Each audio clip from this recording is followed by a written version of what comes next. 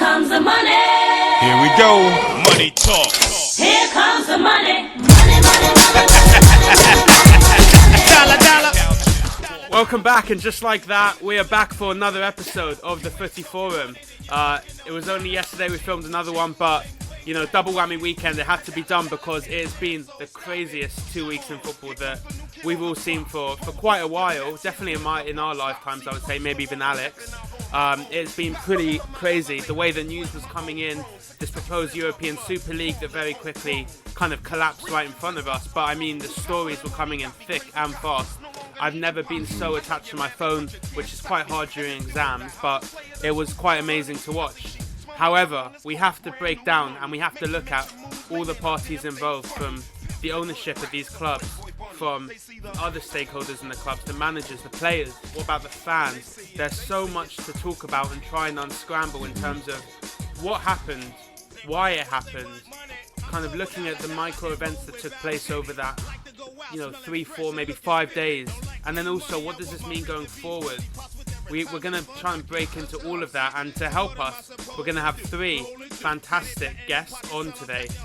You may or may not have seen our episodes with these individual guests, but we want to get them back on as they are experts in their fields, and they can give us some really, really great opinions and insights into trying to tackle these questions. So we will have Matt Lockwood on, we will have Meran Roshan on, and we will also have Jan Henner Lewis, and we're very excited to see all 3 of them. Right, before we get into this, I feel like I haven't really stopped seeing you. I feel like you guys were in my dreams, but how are we all? Good, excited. Well, we're good. I think we're good. I thought you were starting the episode with a little bit of a rap. You said we're back. What do you say? Hello, we're back. Something like that. I don't know. I was just thinking about it for the last 2 minutes. It's going to be an interesting episode, that's for sure. I mean, when you look at it, we have obviously the contingent from North America is representing myself and Alex, obviously, in Canada. Then you got you two and also Matt Lockwood, who are in England. Actually, no, Matt Lockwood's based in Edinburgh, Scotland. So you got the whole of the UK. Jan, who is sitting pretty in Germany, and then also all representing Asia, I guess you could call it, as Mehran. Talk about a worldwide perspective, right? Exactly. That's it, for sure. Yeah, it's going to be an interesting episode, that's for sure. We have a lot to talk about. Yeah, so before Matt joins us in about 5 minutes or so, let's just get initial thoughts. I obviously spoke live on Instagram about it as it was happening. It is shocking, and we'll get into everything. Unbelievable amount of selfishness, of money-driven desires for people who already have way too much money as it is. So yeah, Alex, coming to you first. What were your immediate reactions when it happened, but then also now looking back? Part of me thought it was April 1st. Because, for me, I thought it was a joke. And then, as I'm seeing more and more stuff come up about it, and you're seeing that it's actually happening, I'm stuck in this, I can't believe it's happening, and I can believe it's happening all at the same time. Because, when you look at soccer or football and the influence it has over the world, and just kind of the amount of money that goes into that industry, it's one, how could you want more? But then at the same time, obviously, these stakeholders, these owners of all of these organizations, want more money. But for me, it was just awful, being a former player and being a coach, and just understanding the effect that it's going to have as it trickles down from the top it was really disappointing for me. And, I already have a lot of opinions on how the system's going where I live right now, and how the grassroots is being affected by people's need for money, and how, this need for money can affect the actual coaching and support that we're giving these grassroots players. So I have a lot of opinions from the grassroots perspective on it, and the just effect it's going to have, and it's really disappointing in my opinion. But we've got lots of room to talk about that. Definitely. Jovan, do you want to quickly, before Matt joins us, just brief thoughts? For sure.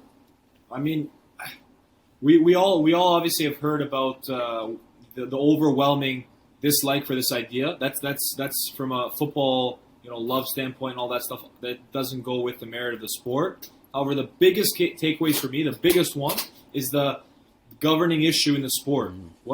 There's money in football. There's a lot of money in football. The way the UEFA regulates the money, they say, okay, all the money's coming from oil. That's happening maybe at the top few clubs. Qatar, you have obviously Chelsea owner. But other than that, the money is being made from TV and obviously to a lesser extent ticket sales. Who is taking the majority of the money? It's the players. The players are on massive wages, transfer fees. The agents are making the money. And I'm not saying that in a bad way, but the issue is they've let this get under control. Real Madrid, Barcelona, two of the biggest clubs in the world, are in masses of debt. Big clubs are in debt. Small clubs are in debt, but that's how they operate. We already knew that. But how is the biggest clubs in hundreds of $millions of debt? That's an issue. And if I'm a business owner and my company's in debt, I'm going to be looking for a better way to make more money. The issue is not in, obviously, the issue is not making this league an American style league. That it, like, for those of you who don't know what's going on in the NBA and all those American leagues, no one cares about any of those games until the playoffs. I don't want to. That's not for me how football is. Football is about 38 rounds or however many rounds the league has in the Champions League. Every game counts. That's why there's no playoffs. I don't like playoffs either. You should not finish 8th and go through. But now I'm kind of going off the tangent. The idea is they have to clean up how they run and govern football from a financial standpoint. There's a lot of money, but it's only at the top. They're not able to. There's not enough rules in place to filter it down. And I'm against the idea of a Super League. Will it happen in the future? Guaranteed it will happen. It will happen. Will it happen with this automatically qualified teams? I hope not, because that goes against football and what it stands for. So having franchise that are in this league, even though if they have a shocker season, they're still in the league. That I hate. That I hope that we can keep true to our souls as football people and never let happen. But will there be a Super League in the future? Yes, because money talks, and that's the way things have gone. If you ask some guy in England 50 years ago whether he think the Premier League would be what it is, he would say no chance. That's the way life goes, and it will go that way. I have a question for you then. I have a question. So, something that came out over this whole kind of period, the story that came out was one of the executive members on one of these 6 clubs said that the owners have come out and said that the primary objective is money and profit and revenue, obviously. And then secondary comes the well-being of the team, the fans, the players, everything else. Is that not what needs to be changed? That the way it's structured means that profit and revenue, because this is what football's about. It can't just be about profit and revenue. It has to be about all the people invested in the club, be it the players, be it the managers, board members, fans, everyone involved. That has to be the number one priority, and not just, how can we make the most profit this year? And maybe that's where they really need to make changes. And you have to feed the human being. And that's why later on we're going to talk about, the 50+1 structure, where that probably exists, where profit isn't the primary goal of these clubs, because a commercial investor whose goals will always be profit can only have a maximum of 49% of a share in a football team. So we'll come to all that later on. So now we are joined by our first guest on today's episode, Matt Lockwood. Thank you for joining us today. Familiar face. Very familiar face. Matt Lockwood was on a phenomenal 2-parter that we did, 2 hours, phenomenal conversations. Definitely check out if you haven't already. Matt's joined us today to share his thoughts on everything that's gone on these last couple of weeks with this proposed European Super League.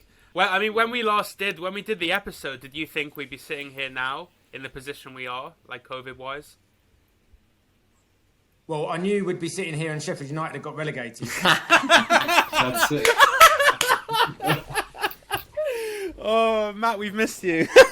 But one of us thought that they would stay up. Don't know who that was. Do you, Morgan? It's not. I can't remember.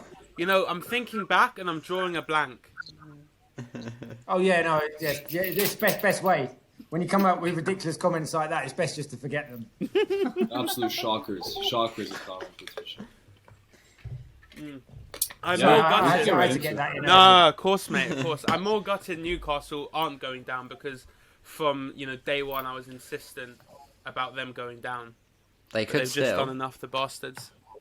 Nah, I don't think. I think we No, know. I no. think we know who's going down. That's for They sure. still Right, have and I Sheffield think there's a United. takeover, and there's a takeover imminent at Newcastle as well. So then they'll probably go and get that done this summer and go and do well next year.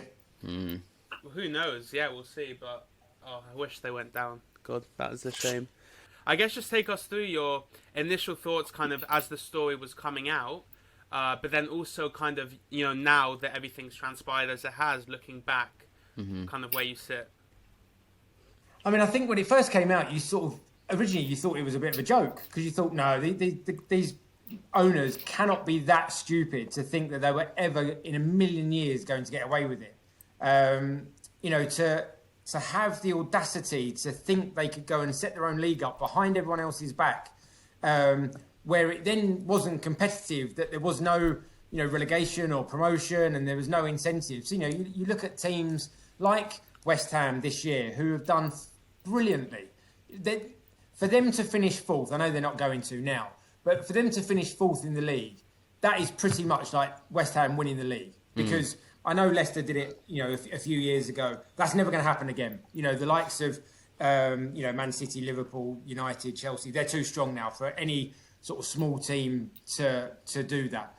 But for a West Ham or I don't know, an Everton or someone like that to finish fourth and then not be able to get into Europe because the top six or the big six teams think they've got the right to go and set something up where they're the only ones that are allowed to play in it. It's just scandalous. You can tell that these guys that run these football clubs aren't football people because real football fans and real, not even football people, but just people that are knowledgeable about the game and its origins and what matters most to these clubs is the fans. They're the ones that pay the money to go in. They're the ones that then allow these clubs to pay the extraordinary wages they do and to give us the great players that they actually then go and employ. But without the fans, the game is nothing. So it just amazed me that the audacity of these guys that thought they could get away with it. And don't get me wrong, I can totally see where they're coming from. Because if you own a business and someone says to you, right, look, you've got this amazing business. Everyone around the world wants a piece of the action. But in order to do so, you need to set something else up that then allows you to do live streaming around the world. You could potentially make £150 million per game. I can see where they're coming from. Because at the end of the day, for them, it is a business. It's about making money. So I suppose they're caught in between a rock and a hard place. Because if they don't do it, they're walking away from an obscene amount of money each week or each game or however often they play. But then if they do it, they're going to get absolutely hammered by everyone, and rightly so, because what they were proposing was just disgraceful. So, it sort of made me chuckle because you knew it was never going to happen. You knew everyone was going to kick off so badly that they would stop it in its tracks, and it's good that they have. But I can guarantee you now that those clubs are still in discussions. They're still talking. They're still going to set something up behind people's backs because they think that money is power, and the fact that they're the biggest clubs in the country, they'll be able to do what they want. So I'm just looking forward to what they next come out with. Well, Perez has said that legally binding contracts, so they can say whatever they want. They can make any statement they want. They can say whatever they want to the media, but they've signed a contract that's legally binding, so they can do whatever they want. But they're not out of this Super League. This isn't done. Yeah, I know. It's just it's bizarre. It is bizarre, and I mean, I think when you sort of see the level of sort of person that was commenting on it, and even the players and the managers. I mean, I watched Jurgen Klopp's interview, and I actually felt really sorry for the managers and the players because they didn't really know what was going on, or if they did, they were pretty good actors to say that they didn't know.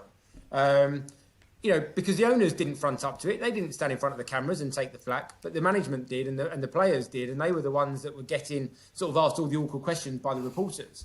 So I felt sorry for them, and I think the only answer that those guys could give was the honest answer and just say, look, it's nothing to do with us. We haven't got a clue. We're just employees of this football club. We just basically do as we're told, sort of thing. So it was a crazy 48 hours. It was quite funny to look back at it and think how they ever thought that it was going to just sort of get past. But the thing that actually made me laugh is between that happening, did anyone actually mention about Jose Mourinho getting sacked? Yeah, exactly. That flew under the radar. That's the thing. They sacked Jose Mourinho in the morning that this all kicked off. And I think, it came along the bottom of Sky Sports News, but they didn't really go over it too much. So it was sort of like the easiest dismissal that Spurs have probably ever had, because on a normal day that would be quite spoken about. But it just shows that the enormity of this stupid Super League that it took that much precedent that they didn't even get to talk about Jose leaving. Yeah, and people wanted to try and attach the whole Jose thing to the Super League stuff, but from what I've heard, it was nothing to do with that. It wasn't actually to do with just results that have happened. It was more something to do with agents, because there's one agent that has a lot of Spurs players, and there was a big fallout with him with certain players that he wasn't playing, but also said he wasn't willing to let go of, and there was just a fallout between Mourinho, agents, and the chairman, obviously Levy, and it just all kind of fell apart. And maybe they were trying to slide it under the radar in terms of throw that news in while something big is going on, so they don't get as much backlash. Yeah, of course. And obviously Spurs knew when this announcement was coming out, so they thought, right, let's do it at the same time, and then we'll get away with it. But Joke club. Yeah, I mean, I think agents now at these top clubs are so powerful because they have so many of the players under their sort of their books or whatever. They can then just pull the strings, because I know the guy at Wolves, that George Mendes, he looks after loads of the players there. So you've basically got to do as he says, otherwise, he could cause absolute havoc. So it's scary to think you've got these guys that are that powerful that they can actually make managers lose jobs. But you know what Jose's like? He's very, I don't know what the right word would be, but you're either in his good books or you're not, and he can lose a dressing room very quickly. And I don't know. We spoke about this, didn't we, last time?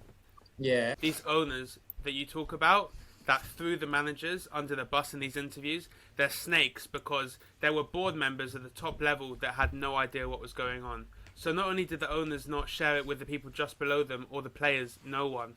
They just kept everyone in the dark, all for money, and they're absolute snakes. Anyway, Jovan. Yeah, great to hear that you're basically stating the obvious there. So looking at basically going forward, Matt, as someone who's played the game in England, obviously in the UK, what are the problems with the Premier League? The Premier League is the richest league in the world. They're making the best TV money, but still, and there's still a financial issue when you look at, obviously, not Premier League teams, but you look at Real Madrid, Barcelona, how much debt they're in, because they have to obviously keep up with the massive amounts of money that need to be thrown around to have success in football at this moment, which might be the bigger issue. What are the problems with the Premier League? What is the problem with the pyramid? How do we go forward then? Because whether you call it a Super League or you call it the Champions League, this is, you look at what UEFA is doing. They're making even more games in the Champions League. And I mean, let's throw away the whole no promotion relegation. No one agrees with that. That's supposed to be kept in North America. Football is not about fixed leagues and all that. But how about the future that could see Super League, as you mentioned? They're still talking. I think the fact that they went so far this time, the Super League is inevitable. It will happen, and we will see that, I think, very, very soon. I mean, it is difficult because there is so much money in the game now, and money is power, isn't it? If you're a wealthy guy, you can do anything you want, and you feel that you can go and buy anything and have anything you want. And money does talk. It's a shame that it is like that. But I think it's interesting now how all the fans have turned against the owners. I mean, I know the Arsenal fans want the owner out, because I think once you go and, I suppose, lay your cards on the table and say, well, look, I'm only in this for the money. And maybe it was something to do with COVID. Maybe going through the pandemic, they looked at the books and be like, you know what, we've lost so much money over the last 12 months. We need to recoup some of this. I did hear something about the Barcelona reasoning for going into this was because they were in so much debt. I think they went to the bank and said, look, we're setting up this Super League. Can we actually borrow more because we're going to be making X, Y, and Z off the back of it? So I don't know that they ever had any intention of actually going through with it, but they just sort of tried to create this illusion to then go and borrow more money from the bank to get out of the debt they're in, or even whether it was to borrow money to try and maybe bring a Neymar back or someone like that. But because I think Barcelona realised that maybe they're not necessarily the strength that they used to be. Obviously, losing during the week in La Liga has given Atletico a massive opportunity to go and sort of clinch that title. So you look at it and think, well, from the outside, yes, it all looks like it's just quite straightforward. They're all greedy, but everyone's got a different agenda. Whenever you do something, not all those teams were in those talks for the same reason. Predominantly, it was obviously about money and to make more. But when I heard that about Barcelona, and it came from quite a good source, someone that actually lives in Barcelona, you just thought, okay, that sort of does make sense, because I've heard that I think it's the Bank of Spain that funds them, isn't it, or is that who funds Madrid? Yeah. But one of them who does it, and you just sort of think, well, if that's what they were telling the bank manager, that this is what we're going to set up, and we're going to earn at least 150 million per game, and there's going to be a dozen games, then you can see why. But I just think with football at the moment, English or British football, whatever, the gap between the top and the bottom is just growing. The bigger teams are just getting bigger, and the smaller teams hopefully won't go out of business, especially after what we've all been through in the last sort of 12 to 14 months. You hope everyone comes out the other side as unscathed as possible, but it is tough, and I don't think there's an answer to it. But but I think these guys now, these owners, are going to have to work even more, I don't know, ninja-like, because everyone's going to be all over them. They're going to be watching them like a hawk, aren't they? Any little meeting that they have, they'll probably have their phones tapped, because now we all know what they're planning, and I just can't wait until they come up with something else and just see what they try next time. No, because just off the back of what you were saying, I think, was the Super League maybe just not a statement of what's been happening, behind the scenes, that people haven't really, because it's happening all the time behind the scenes, people don't really actually come out and talk about it. But this, as you said, this gap increasing between those top clubs, and that dream that makes English, like, you've got the FA Cup, but just that dream that makes English football so exciting, of a team like, take Sheffield United, obviously, they got relegated this season, but they came all the way up from League One. Salford are trying to do it right now, try and grow. They've got investors from the Man United Legends Club, if you want to call it that, investing, and they want to try and get up, to the Championship and beyond. Is that English dream getting, ruined over time by these bigger clubs? And, does something have to be done to change it? Because you think about the Premier League. The Premier League, the introduction of that wasn't so far off what the Super League's proposing, basically making it more elite clubs benefit from it, essentially. And the only thing that's different is, obviously, you've still got the promotion relegation linking the Premier League to the Championship and beyond. But there's still, the amount of money in the Premier League versus the other leagues is substantial. Yeah, no, it is. But again, even with that, so the finances for the Premier League is amazing. So for teams like your Burnleys, your West Broms, the smaller clubs that aren't necessarily the fashionable clubs, it's brilliant for them, because they've got a contract with the Premier League, who've got that, the big TV deal where all these clubs get huge amounts of money. We see the Championship playoff final is worth an estimated like £70 million. That is the wealthiest game I think in English football, isn't it? So whoever wins that championship match, you're guaranteed a massive windfall going in the Premier League. But what the big teams are talking about is the TV deal for them isn't actually very good because as we were saying before, if they stream all their games live themselves and charge people, I don't know, say they charge people £1, £2, £5, whatever, per game to watch, and they stream that themselves around the world. Apparently Liverpool have got something like 150 million fans around the world. How true that is, I don't know. But say for instance they've got 100 million fans, right? For argument's sake, if every single fan paid £2 per game to stream their games live, that's a shed load of money for every game they play. Bearing in mind they play 45 games a season, and if you're earning £200 million a game from streaming your own games yourself, you can sort of see what these clubs are talking about. But obviously they're in a long-term contract with the TV deal. They can't. I don't think they can get out of that because I think it's something to do with the Premier League. So the TV money isn't actually, I suppose, negotiated by the clubs individually.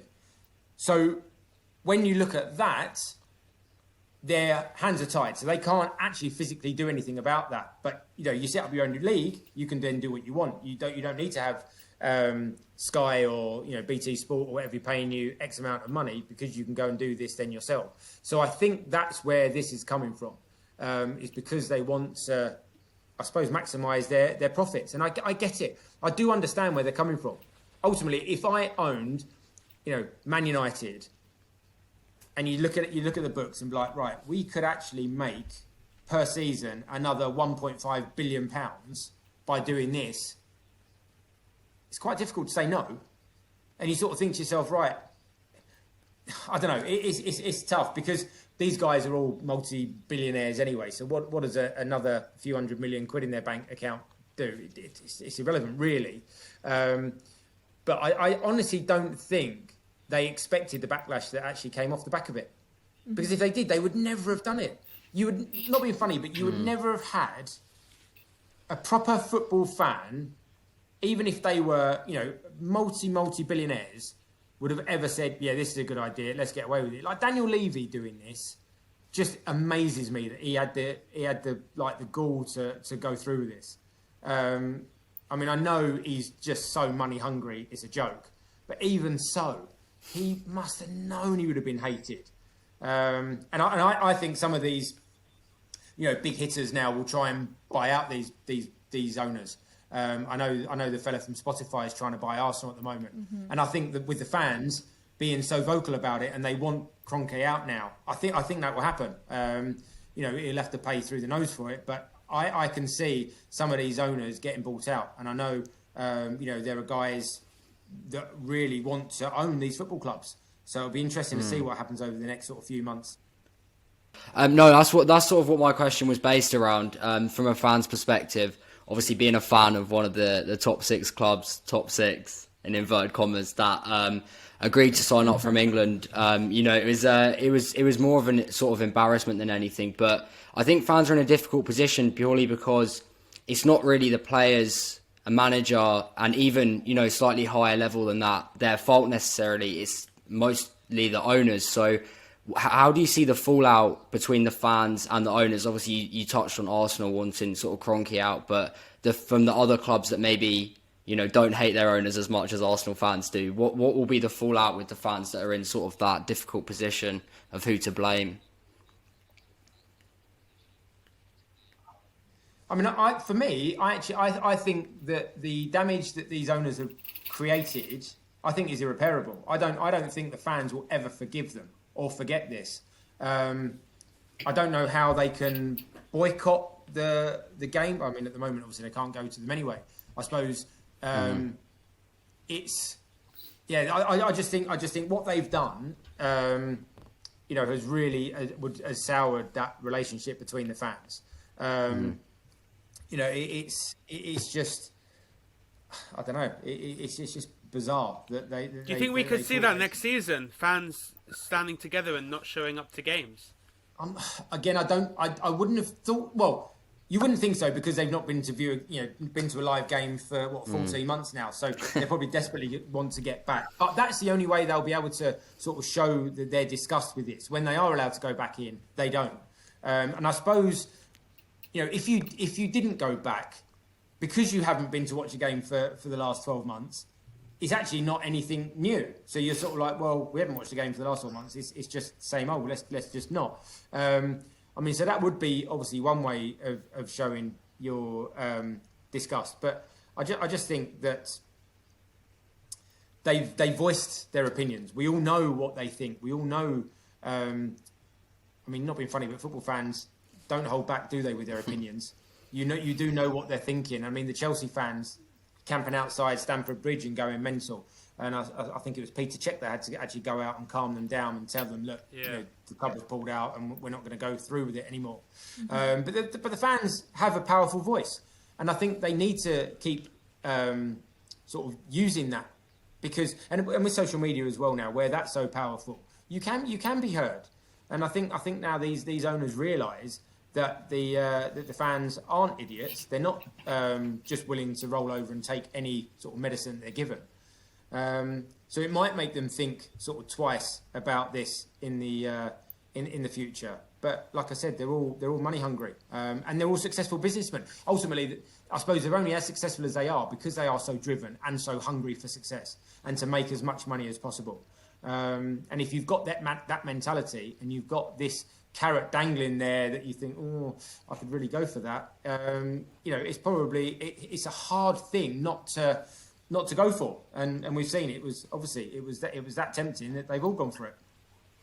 But then that comes down to the ownership in football, because if you had an owner that understands the fans and their first thought is always, in terms of the fans and the players, and the people who really drive kind of what is, a global sport in football, then then even if it is being dangled and there's a lot of kind of financial benefits, they'd know and understand, and they'd be representative of the fans to say, like, hold on a second, like, we can't go ahead with this, even if we are going to benefit financially from it. Yeah, of course. But these owners, how many of them live in the UK? How many of them go to games? They don't. They're all abroad. They're all like in America or Middle East or whatever. But I suppose from a fan's point of view, you look at it and say, right, do we want one of these owners to come in and buy my football club? So say, for instance, you've got someone at, I don't know, Crystal Palace, right? Do you want someone like the Man City owners to come and have a bottomless pit of money and take Crystal Palace from mid-table obscurity to go and win the league, to try and win the Champions League, and then become an elite club, build a new stadium? You'd be like, yeah, I do want that, because I want to support a great club. I want the best players in the world to come and play for my team. But then when that happens, then you run the risk of losing that or losing touch with that team, and they become, I suppose, sort of not out of the league, but for me, I think Crystal Palace fans, they could probably go and meet the players. They probably feel part of the club, because it's a sort of a small, I don't know, community club. But then, a Man United now, is that just pure entertainment? You go to Old Trafford and you're going there for the whole theatre aspect. So, it's an amazing stadium. You go and watch, hopefully, good football. But, you're never going to feel any more part of the club than that, for me. I don't know if I'm sort of explaining myself right, but... no, definitely. I suppose with small clubs or it's more intimate. I think you can get that more interaction with the club and the players and the staff and stuff like that. Where these big teams now, they're treated like A-list celebrities. They have bodyguards wherever they go. You can't get near them. You can't go for selfies or ask to even speak to them. It's sort of becoming more showbiz. In a way, I think. Yeah. But it's not to say it's a bad thing, because ultimately, if these guys are playing amazing football and they're entertaining, then you're still going to go and pay and watch them because they're the best players in the world. And for me, when you watch a game or a match of the day or whatever, you want to see all the best players in the world playing in the UK. But it's I suppose you can't have one without the other, because to attract those players, you're going to have to pay them a serious amount of money. And the only way you can pay them that sort of money is if you've got owners with very, very deep pockets that are willing to put their money where their mouth is. So it's I suppose it's a sort of a chicken and the egg thing, isn't it? So what was I going to say is basically what you just said is the chicken and the egg. It kind of transitioned exactly to kind of my next question, because I think fans, they want the cake and maybe to eat it too. You have a position right now in UEFA competitions where you could have both the Champions League final and the Europa League final, all English teams. So that shows. I mean, obviously English football is not, or the Premier League isn't the best league because the English players are the best players in the world. It's because there's the most money there. And I mean, in the end of the day, what's the worst part of the Super League? Because I'm looking. If you look at the whole idea of the league, what was it? 20 games or 10 games throughout the season. You play it, on the back of your also domestic league. What to you is the worst part? Looking at it from a football, like the football merit side. I mean, the worst part of it, if you took all the finances out and the ulterior motives, the worst part is the fact it's not competitive. The fact that it was a closed shop, no one could go into it, no one could get relegated. It's irrelevant whether you won the league or came bottom. What's the point? We all play sport for enjoyment, but you always want to win. I mean, I do. I don't know about you guys. I started playing football, and why do you keep a note of the score if it doesn't matter? Because it does matter. You want to do well, you want to progress, and as as a kid of 6 years old that dreams of being a footballer, do you dream of being a footballer because I just want to be a millionaire and I want to be famous? Or do you dream of a footballer to say, I actually want to go and win a trophy, I want to go and win a league and win a cup, and I want to be the captain and holding the European champion, or win the World Cup? It's all about winning and being the best you can and improving. But if you what incentive is there for those players to really train hard and prepare for a match and be like, right, we've got this team, this is how they play, their strengths are here, their weaknesses are there. It's irrelevant. If you're playing in the Super League, you just turn up, have a bit of a mess around. If you win 1-0, great. If you lose 10-0, who cares? You're not going to get relegated. You're still going to get hundreds of millions of pounds in the bank. That's for me was the biggest downfall. If it was a competitive league and there was really something apart from financial gain to have from it, then I can see then why it would be an incentive for the players. But are the players going to get paid any more money from if their club's playing the Super League? Maybe a little bit, but is 300 grand a week not enough? Do they need 400 grand a week? Do they need 500 grand a week? No, they don't. And I think at that level, and again, I don't know because I don't, none of my close friends are at that level. But for me, if I'm earning £300,000 a week, I'm quite happy with that. I don't need to go and earn £400,000 a week to then go and play in this stupid cup that there's nothing on it. I think players now at that level, they're all multimillionaires and they just want to be as successful as possible. And there's the big talk about Harry Kane, isn't there, this summer? Is he going to leave Tottenham? Because he's not going to win anything at Tottenham. Tottenham's a great club. Yeah, but that's the thing. But Tottenham's a great club. It's an amazing stadium. They play good football. They're always in and around the top 4 or 5. They'll always do okay in cup competitions. But they're never, ever, ever going to win anything. They're not going to win the league. They're not good enough. But will he stay at Tottenham because he's comfortable there? He's the best player. He'll score 25 goals a season, every season without a shadow of a doubt. Or will he leave and go to a Man City where he's going to win trophy after trophy after trophy? I think he'll leave. I think he'll go to Man City and win sort of numerous trophies because he doesn't need to go there for any more money. The money is irrelevant. It's all about how many trophies he can win. And yes, he'll want to go and beat Alan Shearer's all-time record of most Premier League goals. But that's a great individual honour to have. But he would definitely want to retire having 5 or 6 Champions medals in his back pocket, for sure. He's got to. If he doesn't, then you sort of got to look at him and think, well, what's going on? Is your motivation purely money and just being comfortable? I don't know. I mean, for me, if I had the opportunity to go and play for the best team in the country and win everything, I would be on the, I'd be hitchhiking down the road. I'd have my little sign to Manchester with my thumb out.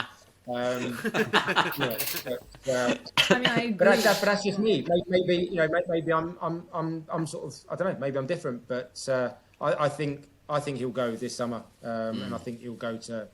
I mean, you've got to go to Man City. Anywhere else, I think you wouldn't be giving yourself the best opportunity. For sure, and Very I mean, good point. Again, some great comments, but I think before we round off here, I think the biggest issue with the Super League is that it's the promotion relegation aspect, but there's no solution. Me and Jovan were talking through this for about 20-30 minutes, trying to see, because the problem is, if you have any sort of promotion into this European Super League, let's say from the Premier League, the relegation doesn't work because you're relegating from one league into, like, let's say 5 or more divisions across Europe. So the promotion relegation aspect could never work when you take it from domestic to a European level. That's why the current Champions League works best, because you take a certain number of teams each year from each league, but then you don't really have a relegation aspect to it because it's just whoever qualifies the following year. Yeah. So I really think we have the best solution we could possibly have at the moment. So I just think I just don't see a way, because we were talking about maybe having a European Super League where that is the league you play in. That's instead of a domestic league, you play in the European League that season. Obviously, there'll be huge money in that, from TV across the world. But the only issue lies with how, obviously, the level of the Premier League would drop slightly because you'd have, like, top 4 clubs in there. But then you have that problem of how on earth are you going to be able to sort that out in terms of promotion and relegation? Yeah, I mean, it's difficult to comprehend, isn't it? Because, like you say, if, say, for instance, Arsenal, finish bottom of the league, and then they're the ones that get relegated, is it then an English team that goes in, or is it a German team that goes in, or a Spanish team? How would you then, or do all the teams that finish, I don't know, top of their division to qualify for that, then all have a playoff to go in? It's not as simple as it sounds, is it? Definitely not. But but I suppose they didn't look at that because they didn't even give that any thought. They were just being selfish and said, right, we're the 12 teams or 10 teams, whatever it was, that are going to play in it. And the fact they didn't even invite all the big teams anyway, did they? I mean, the German teams weren't allowed to go into it. Obviously, PSG weren't invited or whatever it was. So it was just like a jobs for the boys sort of thing, wasn't it? It's let's get all our mates together, and it's one of those where it's my ball, you're not playing. It's one of those, wasn't it? It's I don't know. I mean, because even if you look at teams like a sort of Celtic and Rangers, and I suppose I'm being biased for where I live, but they're massive clubs, and yes, they're in a poor league in Scotland. So the competition's not great, and then when they play in Europe, they don't ever do very well.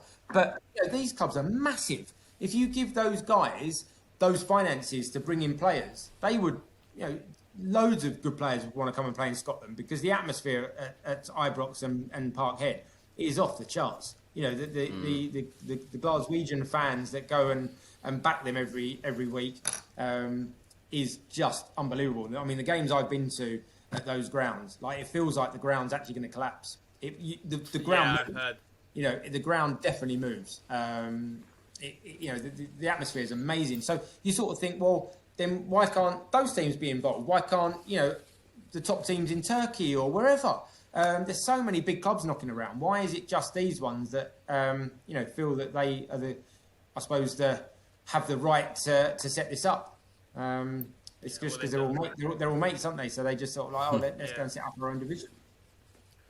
Yeah, it's crazy. It really is crazy. Matt Lockwood, thank you so much for joining us today. We really appreciate it. Some fantastic insights. And yeah, we look forward to getting you back on. I'm sure it'll be very soon. No, my pleasure. Anytime, guys. Yeah. Thanks, Matt. Pleasure. Thank you. Cheers, Matt. Cheers, really Matt. appreciate it. Thank again. you. So, the second guest here of this very interesting, very worldly, you could call it, episode, talking about the Super League and maybe the issues and the threats to football around the world.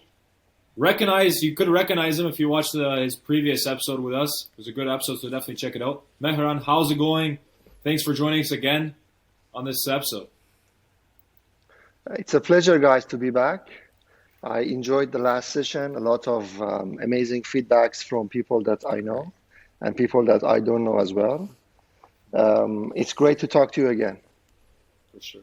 And I think, we just had, so this episode, obviously, we're talking to a few different guests. And the idea, we thought, right away, we thought you'd be the ideal guest to kind of make sure that you have, in terms of a stakeholder look, someone who's built their own club, someone who obviously is a fan of one of these teams that were supposed to go in the league.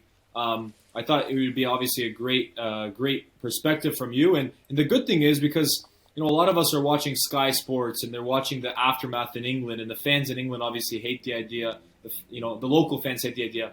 But in the end of the day, the reality is, whether you like it or not, this is Arsenal is a world club. Liverpool is the world's club. So getting the perspective of fans all around the world, us, I guess, myself and Alex in North America, and yourself, obviously, out east, I think it's good to get that perspective as, not just listening to, the Gary Nevilles and, in England, but also Mehran Roshan in Dubai. Let me shock you first by saying that I don't watch football anymore. No way. It's been probably, I mean, most people don't believe me, it's been probably a couple of years since I've watched anything. But I do follow the news because I have to do that. It's part of my job, especially lately because a lot of people talk to me and they want my opinion and all the things that are coming with the job. It's positive and it's also negative. The positive is you're not involved in the temporary emotional reaction that you get from the fans, after a loss, after a win, after going on a winning streak or whatever it is.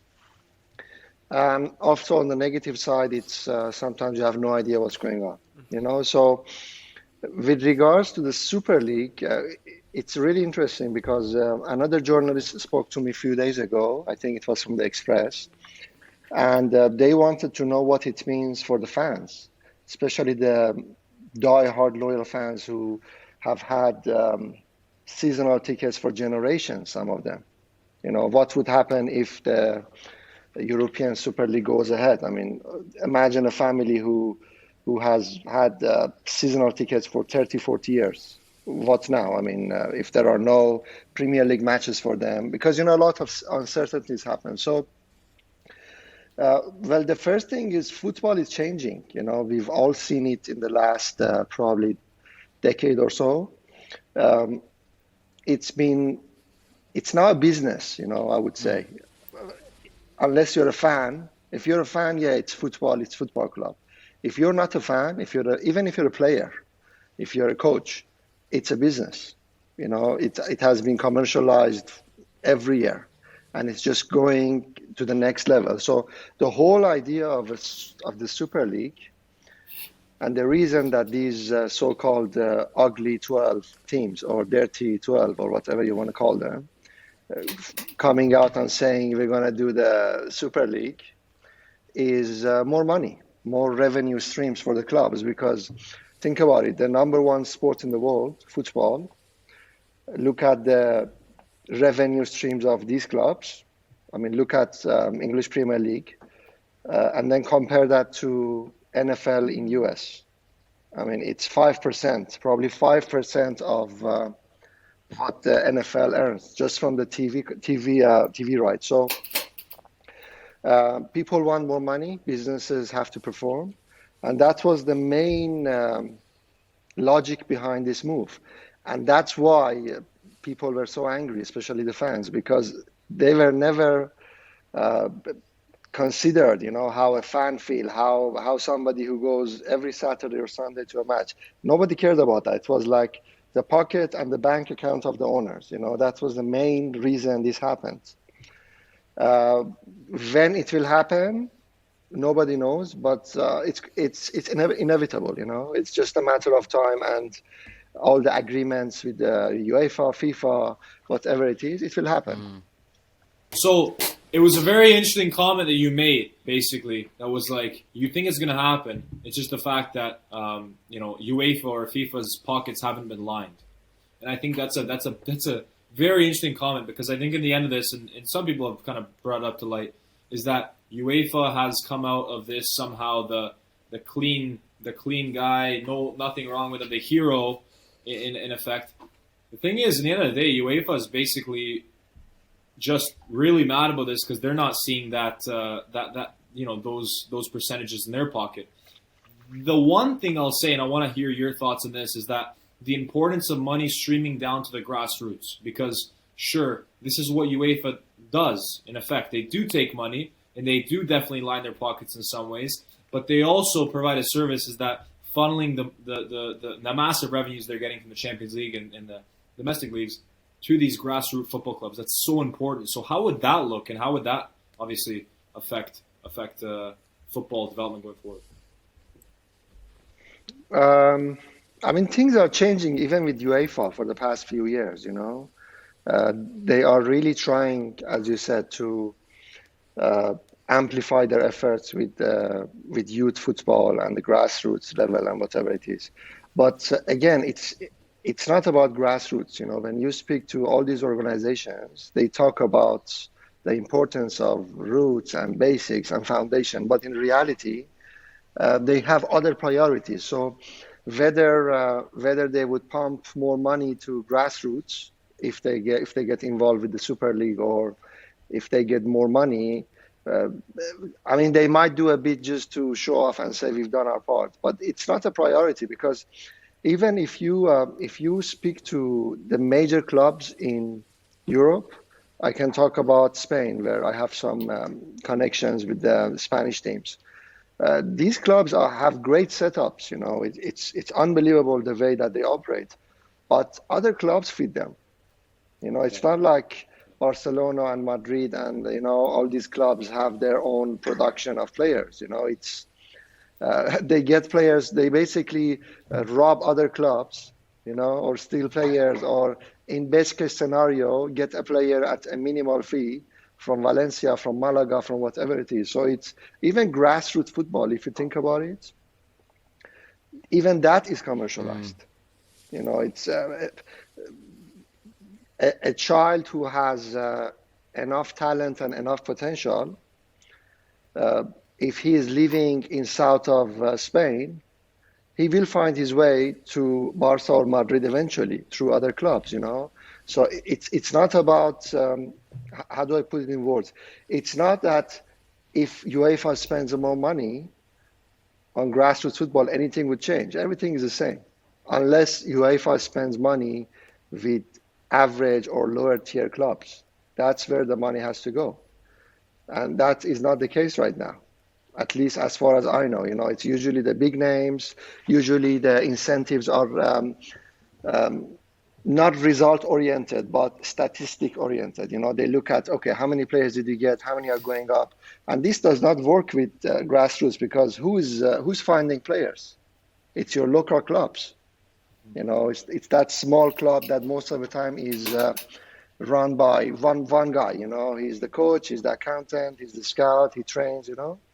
So how can you help them? And I don't think anything would happen in that regard. Exactly. Well, that's part of the problem, that with grassroots football, you're relying on these bigger clubs to kind of funnel the money through for it to trickle down. But it's not some sort of mutualistic, beneficial relationship where they, you give and you get, because it's just important for the grassroots. But the grassroots can't really offer anything apart from, as you said, that kind of bottom foundation for you to discover the players at a very young age. But apart from that, they don't bring much to the big teams. It's just for the big teams to just step up and say, we've got to be responsible for keeping the whole pyramid going. and to ensure that money goes through. But then you see how greedy these owners are, and it is a concern that, like, is this something that could be sustained when there's American owners who don't even understand the concept of how that works?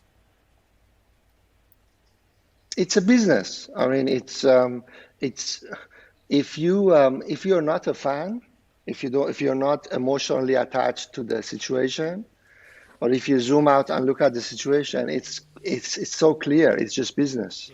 Every decision is based on dollars and pounds. You know, even at the youth level, you know, when you have players in a group, the way that the club looks at them is, okay, is this player good enough to go up to my first team? If not, how can I get as much money as possible for me? Even like things as simple and as human as that, you know? So when you look at exactly what you said, when you look at the owners, and all of them are billionaires, and most of them are not even interested in football. Yeah, it's nice to have a team with fans and show off and say, you know what, it's in my portfolio.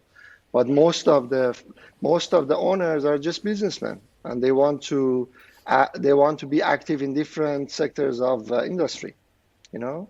So once that happens, and then you have God knows who exactly was behind the Super League, but let's say Perez, and people are saying Perez, if he is, you know. He is. So when he comes and talks to, and if he talks to 11 other clubs, and these clubs, think about it, they are huge corporations.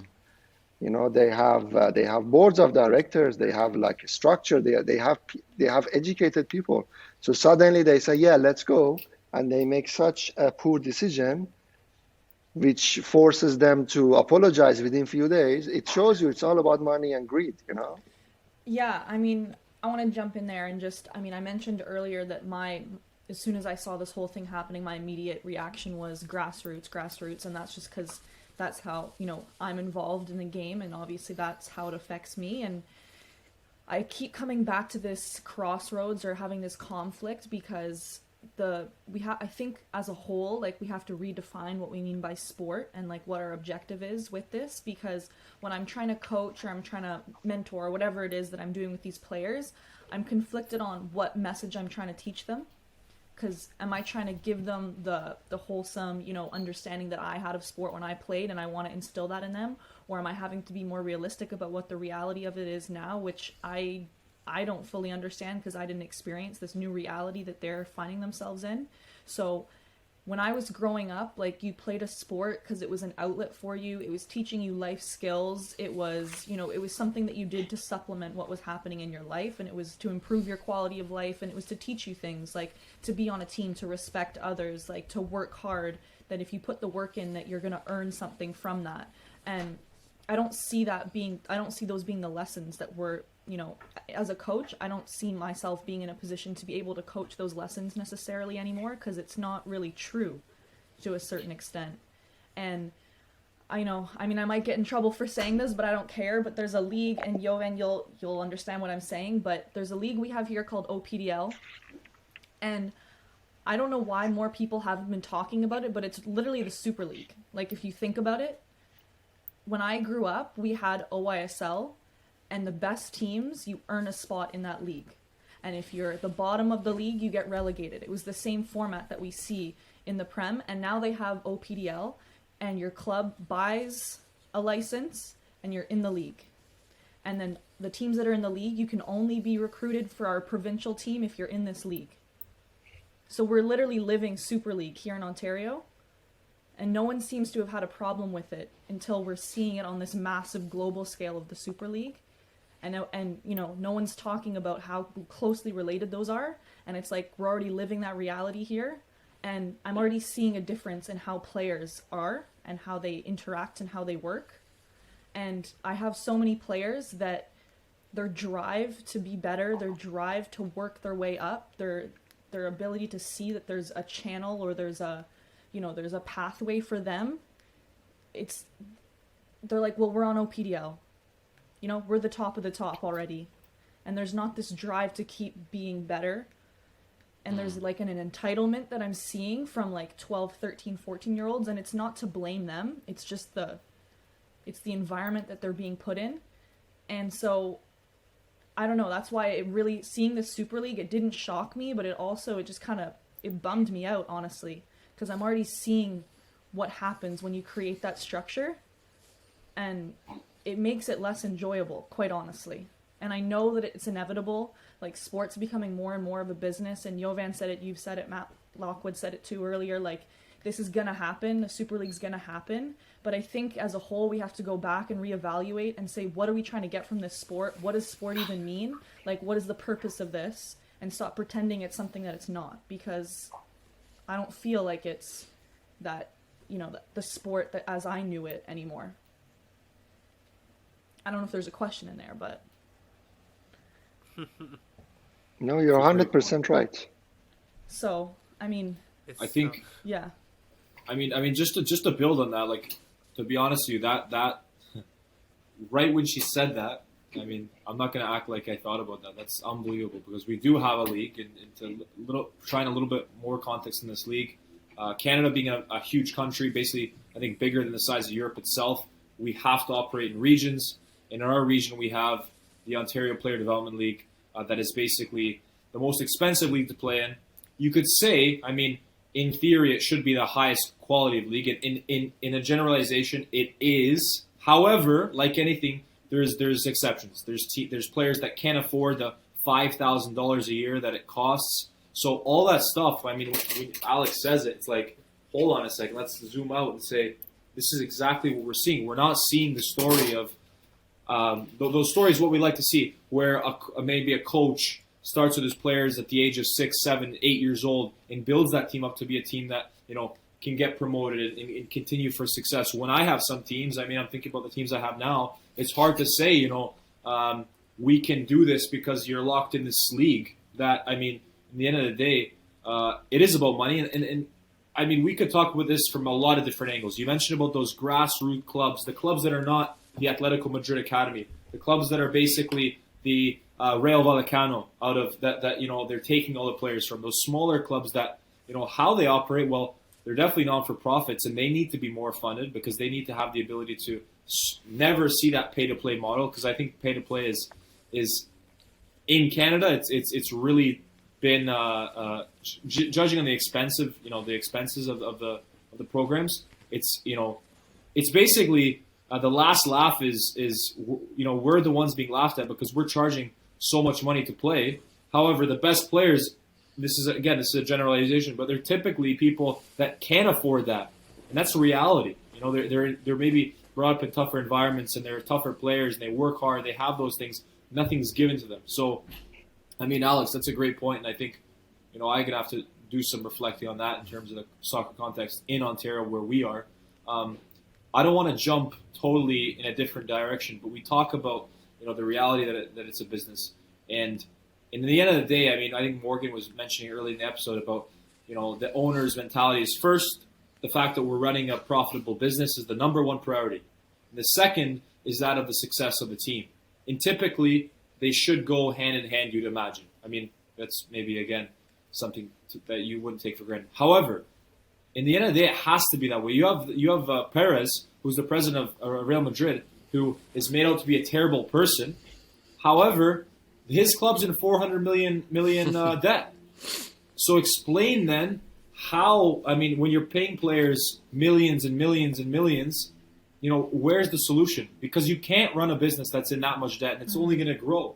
So where's the happy medium? That's my question. Do we need to pay the players less? Because that's a war in itself, and I don't think that's going to be. I think that's impossible at this point. You can't just say, you know, we've governed this thing, we've misgoverned, and now, you know, we're going to take 30% of your wages off. Well, let's throw the word salary cap since this discussion then. I was going to say, and Sergio Sure. Ramos. He's offered to drop his pay. That's a tough one. Yeah, more need to. Man, One down, thousands to go. Yeah. Yeah.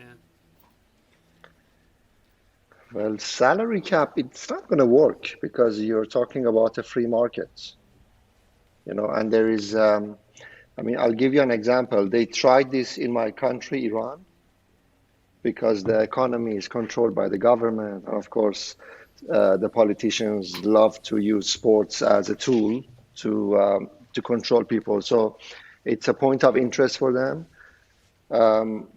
Probably a decade ago, they started the same thing, that you cannot pay players more than a certain amount, salary cap. So players will leave. The top players will leave. So again, you find other ways to justify it. So it was like, for example, you get a salary of, I don't know, $10,000 and you get a car or you get a house. You find ways to go around it. But if you think about it, something else is missing here. It's not just the salary of players, So the salary of players is linked to how you can influence your audience being the fans, being your commercial partners. And of course, sometimes you can see that when clubs hire, for example, a player from Korea or China or Japan, it has nothing to do with the player. They just want to expand in that market, So I'm not sure how the salary cap will work out, but something else is missing, because you talk about business and balance sheets and everything, how these clubs are still, going down into debt. Yeah. Nobody knows why it's allowed to do that even. Well, because think about it. No, sorry, we're gonna. Yeah, go on. No, I was gonna. So, I'm gonna try and put. It's not gonna be a question per se, but I'm gonna give you an example, and there's gonna be questions kind of thrown into what I'm saying. So, look at my club, Leeds United. Right, we're in the badge because we're playing actually at this current moment. We're down 1-0 to Brighton, but let's not panic. So let's look at Leeds United. They're a club, one of the biggest clubs in England, up until early 2000s. Then same thing, debt, money problems, and it just flushed them down. They went to the Championship. They even went down to League One, the third division, for about 3 seasons before they then came back up, and suddenly it's like, we're coming back, we're going to rise. But then we got stuck in the Championship for maybe I think it must have been around 10 years. Owners coming in and out, managers coming in and out. And then Andrea Radrizzini, I don't know how much you know about him, obviously a very, very rich man from Milan. He came, he bought the club cheap. Now, I want to point this out because the difference is you have rich owners coming in and saying, look at Man City, they come in, they say, I'm just going to inject a boatload of money in, and obviously you get better players, better quality, it goes up. But let's look at what Leeds did for a second, because he didn't inject a ton of money. He spent money in the right places, so developing a stronger academy, training ground. He bought back the stadium, which Leeds United did not own. He bought the stadium back. These sorts of things is what he put the money into. He recruited a world-class manager, Marcelo Bielsa, and he kind of injected a new sort of, what's the word I'm looking for? A new kind of sense of community in the club, a new kind of vision. He set a new vision in the club. And these new values that he introduced is what helped the club come together with the same players we had before all of this, before he came, before Marcelo Bielsa came. And you could see the difference on the pitch, and then look at what they've done now. They're now, could finish in the top half of the Premier League. Again, he's spent a bit in the window, but that's just money we've made from getting promoted from the Championship. That extra income you get.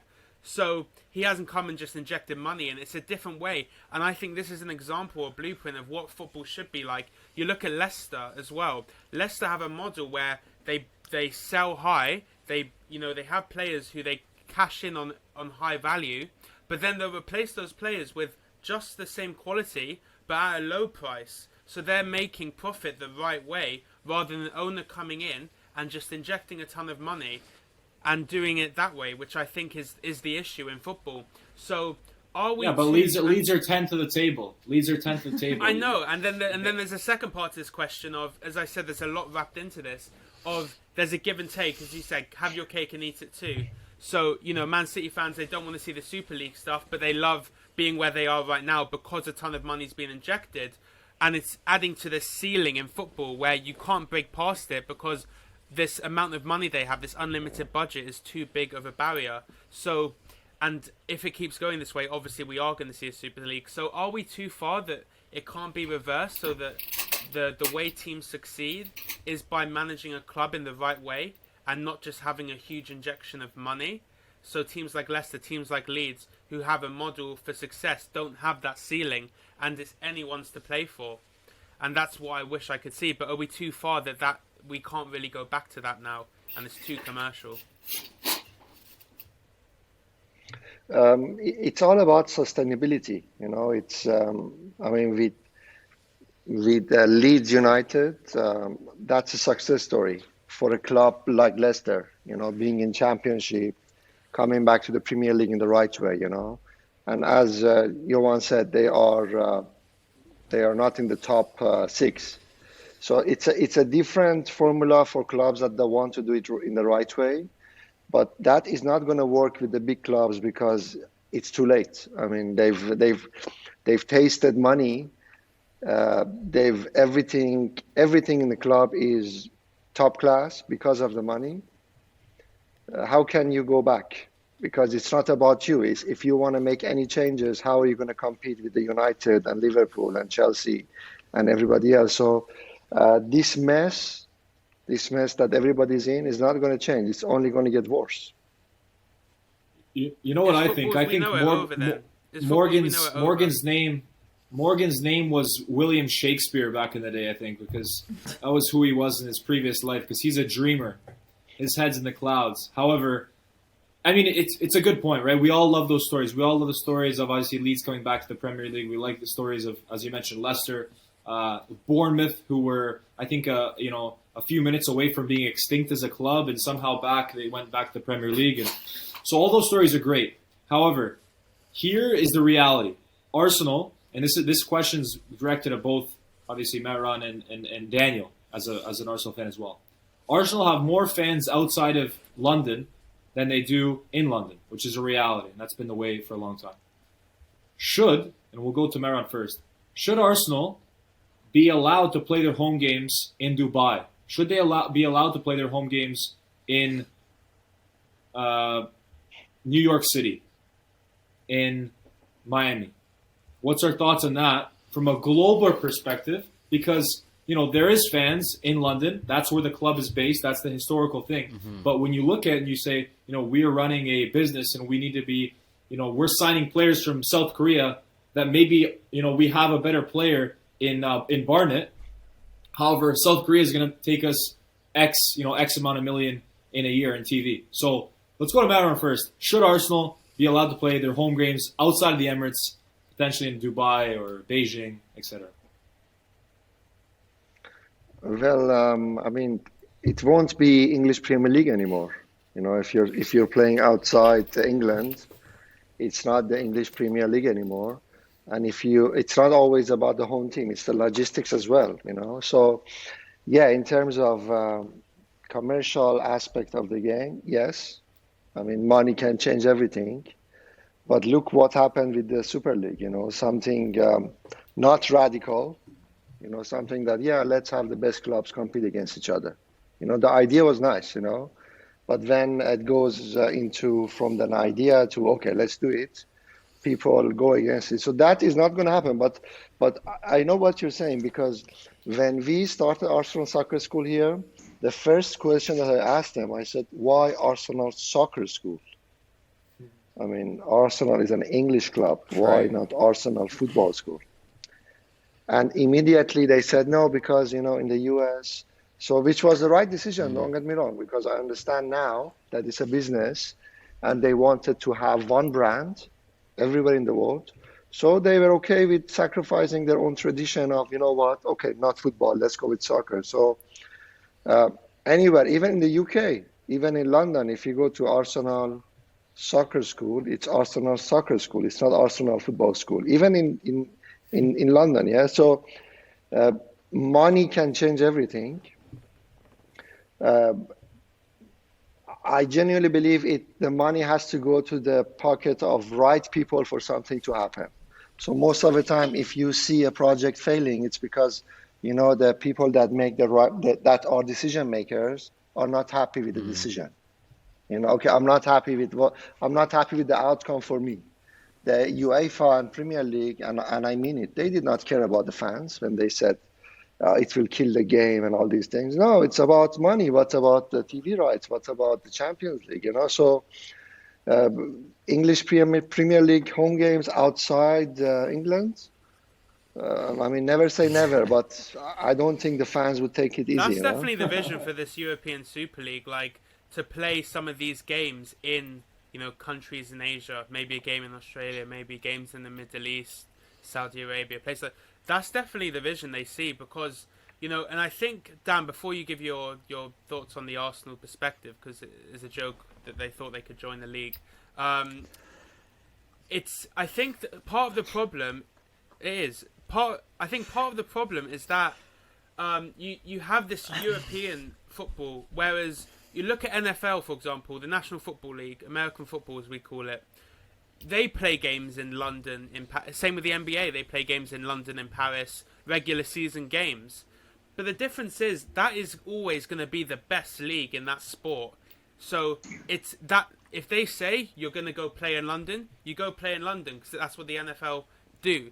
But the difference is, and I think Marin touched on this earlier, if the government, because the government in the UK have said they are willing to step in if needs be. So if the government starts stepping in, working with the FA to make it more difficult for football to be commercialised in whatever shape or form, you're right. Same thing with salary caps. Players will go somewhere where they'll get more money to a country like Spain, a country like France, where I wouldn't say Germany, but maybe Italy, where they will go get more money. And that's just going to see not a brain drain, but a talent drain in terms of the English Premier League, and the quality of football will drop. So that's part of the problem as well, because England's one of many countries where football is at that top level. Because there's always an alternative, that makes it very hard when you go into a negotiation in terms of trying to get what you want. Whereas the NFL or the NBA are like, we are the NFL, we are the NBA, we are the top league, there is nothing better. And that is part of the problem as well. Yeah. Very well said. So, listen, Dan, I think we can hear your thoughts as a... Yeah. I mean, you're not from London, so No, I mean, not as quite. far as I'm concerned, but you have the accent. I'm sure you've been to the games. Proper Arsenal supporter. Give us your thoughts on that. Yeah, it's a difficult one because as both of you have pointed out, from a commercial standpoint, it kind of makes sense because, when they do the sort of pre-season tours, I know Arsenal have been to Asia quite a bit. They went to the US a couple of years back now. The demand's definitely there. They are absolutely, when they come off the plane at the airport, they're absolutely swarmed by fans. So I don't think it's a demand problem, but no way at all. The word that sprung to mind when you asked the question was authenticity, and Arsenal at the end of the day, they are a London club. That's where they're based. Their home is and has always been London.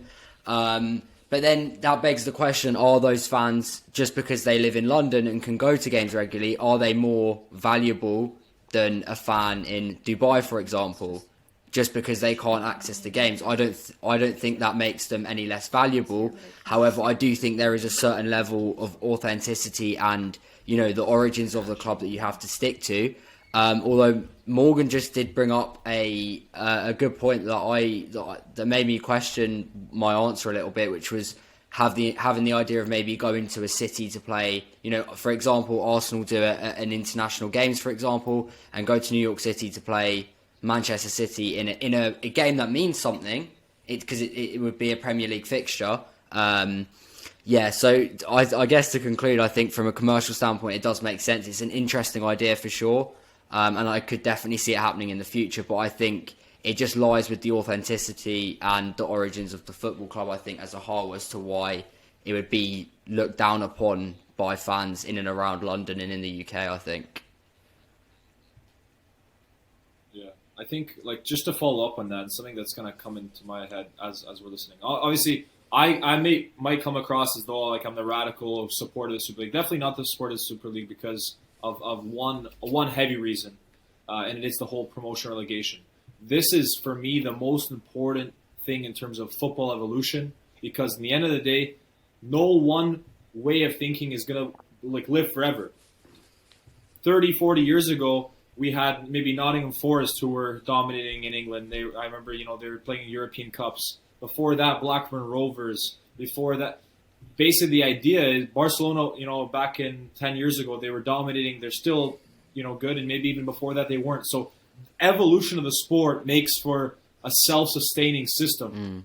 And without promotion relegation, then it's all gone. I look at Arsenal, for instance, and should they be able to play in Dubai?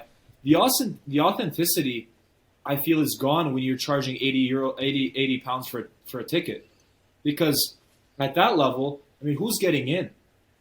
I look at the authenticity maybe at Craven Cottage or at Leeds, you could say, or at Crystal Palace, Millwall.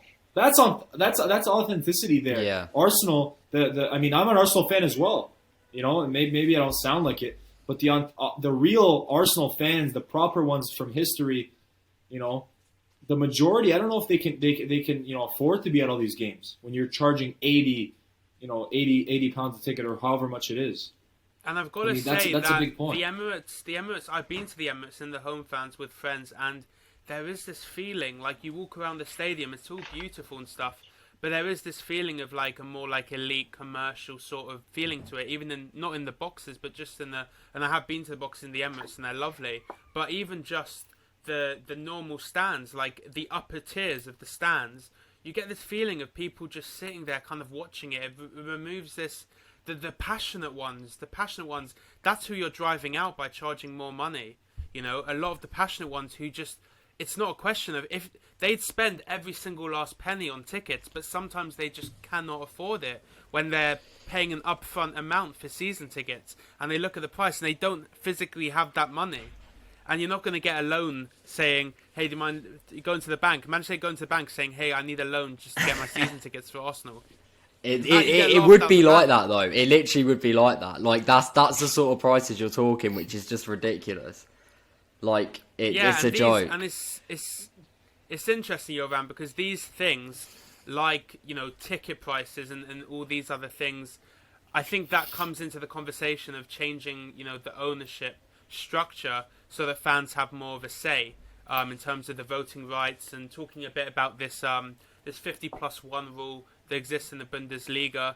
And we're going to hear from Jan-Henner Lewis soon. But I mean, before we let you go, Maran, what's your thoughts on that, like moving forward?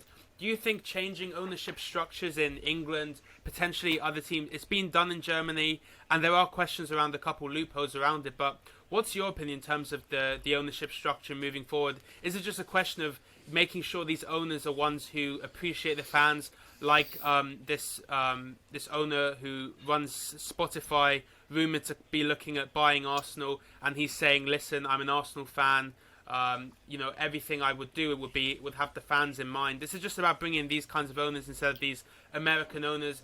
There was a story that came out in Sky Sports that apparently one of the owners of one of the big six clubs went to a football match, and he had to ask someone in the box what colour his team were playing in. Imagine that. What colour his team... Imagine, like, that. Of everything I've heard in the last couple of weeks, that is what fathomed me the most. The owner of a club doesn't know what colour... what colour his team... Like, how is that possible? It's mental. So, what has to change in that department, do you think, moving forward, Maran? Well, I'm not sure anything is going to change because, again, it's a matter of free market. You have the money, you bought the club. I mean, how can you change that? How can you... And again, I'm not an expert in that. I have no idea what that is, but there's a bigger picture. It's not what the Football Federation wants or UEFA wants. It's basically related to the economy of a country. But, it would be great if the guy that you said who owns Spotify, I was thinking about it. Imagine if he buys it. And again, it's probably some PR tactics, but imagine if he gets people like Bergkamp, Henry, Vieira, hopefully Wenger. Imagine if he gets people who know the club to actually be involved in running the club. And that's the problem right now, because you look at the people that run Arsenal, I mean, I already have enough enemies at Arsenal, but I should say, you look at the people who run the club. Come on, guys! Yeah. Like, you have no idea what football is. You're just businessmen. Yeah, You know, exactly. you look at, and then you look at City, you look at Barca, you look at other. There are clubs that they still run in the same way, but there are people who know the football industry. I mean, look at the heads of football at Arsenal. I mean, no wonder why we are struggling. So, how much the government can enforce a change in the structure of the club, I don't know about that, but I don't think anything would change in that department. It's too late for I that. agree. It's too late. It's too Always, late. always wise words. That's for sure. I was thinking before this episode. I was thinking, well, can this, I guess shorter conversation you could call it, be, top the first conversation that we had, which was again a great episode. Go check it out if you haven't already. But it's always, for me personally, it's always a great conversation. I always learn a lot from listening to you. Always interested to see what you're doing. Again, you'll learn more about this if you've already seen the first episode. But Maran obviously runs his own club in Dubai Alliance, who's doing a great job both on the male and female side. So overall, thank you so much for coming on to shed some light on the Super League. And we'll look forward to keeping in touch and have you on for a third time. That's for sure. Definitely. With more updates and maybe more updates about the actual club. So thank you again. Yeah. Thank you, Maron. Thank you, guys. It was a Yeah, pleasure. thank you. I can't wait Thank to you. have All the best, man. Talk soon. Take you care. so much. Take care. Bye. Wow. So that to me was interesting because he's kind Bro, of. he's smart, bro. He's smart. He is. Exactly. Well, no, he's not look, like you. It's like, he- oh, very- Shirley. It's like, yeah, it's like, it is what it is. Like, when I hear very, that, I'm like, very pessimistic. Like, but no, it's also realistic, bro. Well, that I was about to say that pessimistic, but then you think for a second, you might be realistic. Because what it's opened me up to is this realization. I'm seeing two Alexes. Yep. Don't know what's going on. It's awoken me to this reality that the future of football is changing, and there's nothing anyone can do about it. And we've let over the last 10 to 20 years, we've let football become commercialized so much under the radar without us realizing, when teams like Arsenal, teams like Manchester City have been bought up by big owners, and now Newcastle rumored to be the next one, where there's not, and it's too late. It's too late. And the only way for a club to crack that ceiling we were talking about is to bring in an owner that can just inject a boatload of money in. Yeah. And that worries me as a Leeds fan, to say, will we never be looked at as serious competition into the top four? Sure. So, we're now joined by our final guest of what's been a fantastic episode. This has been quite interesting, obviously, getting guests jumping off and off, having conversations. And as well, another guest who we've seen, a familiar face to the TFS Plus One series, Jan Henner-Lewis, who was on a very recent episode. So thanks again for coming on, Jan, to join us. My pleasure, guys. Looking forward to have another very fun discussion with you. Exactly. So We're going to finish off on a bang. Finishing off on a Exactly. bang, that's for sure. Bang, bang. 3. That's it. Yeah, so we're gonna kind of talk to Jan. Obviously, gonna get his thoughts generally on the Super League, as we have with all our guests, and then have a bit of a focus on these ownership structures. And Jan, being based in Germany, a lot of his career, obviously growing up there as well. Talking a bit more in detail about this 50. We've seen it thrown around in the news in England. This 50+1 model that we see in the Bundesliga, and exploring whether that is an avenue to now go down in the UK. So, I mean, before we get there, Jan, just in terms of, the European Super League or the news that came out, what were your initial thoughts on it, and also your thoughts now that you're looking back on the last couple of weeks, and also maybe a bit of pride that the German clubs, from day one, stood up and said, this is nonsense, when we'd never join this? Morgan, just let me rephrase you real quick. The league is absolute nonsense to me. I was actually pretty shocked. And first and foremost, I thought it's just like a dream that some of those big clubs follow, to establish a league like that. But then when it almost became reality, I was just shocked, and I thought it's absolute nonsense. I mean, who would like to watch Real Madrid versus Liverpool 10 times a year? It's two times are enough for Agreed. me That's true. because That's true. I'm actually like a big critique of the Champions League structure, the current Champions League structure that we have in Europe as well, because out of my opinion, there are too many teams and called Champions League, right? And like even the runner-up or the third, fourth club in the league can join Champions League. So Champions League should be for champions, like the old Europa Cup back then. So this is my honest opinion.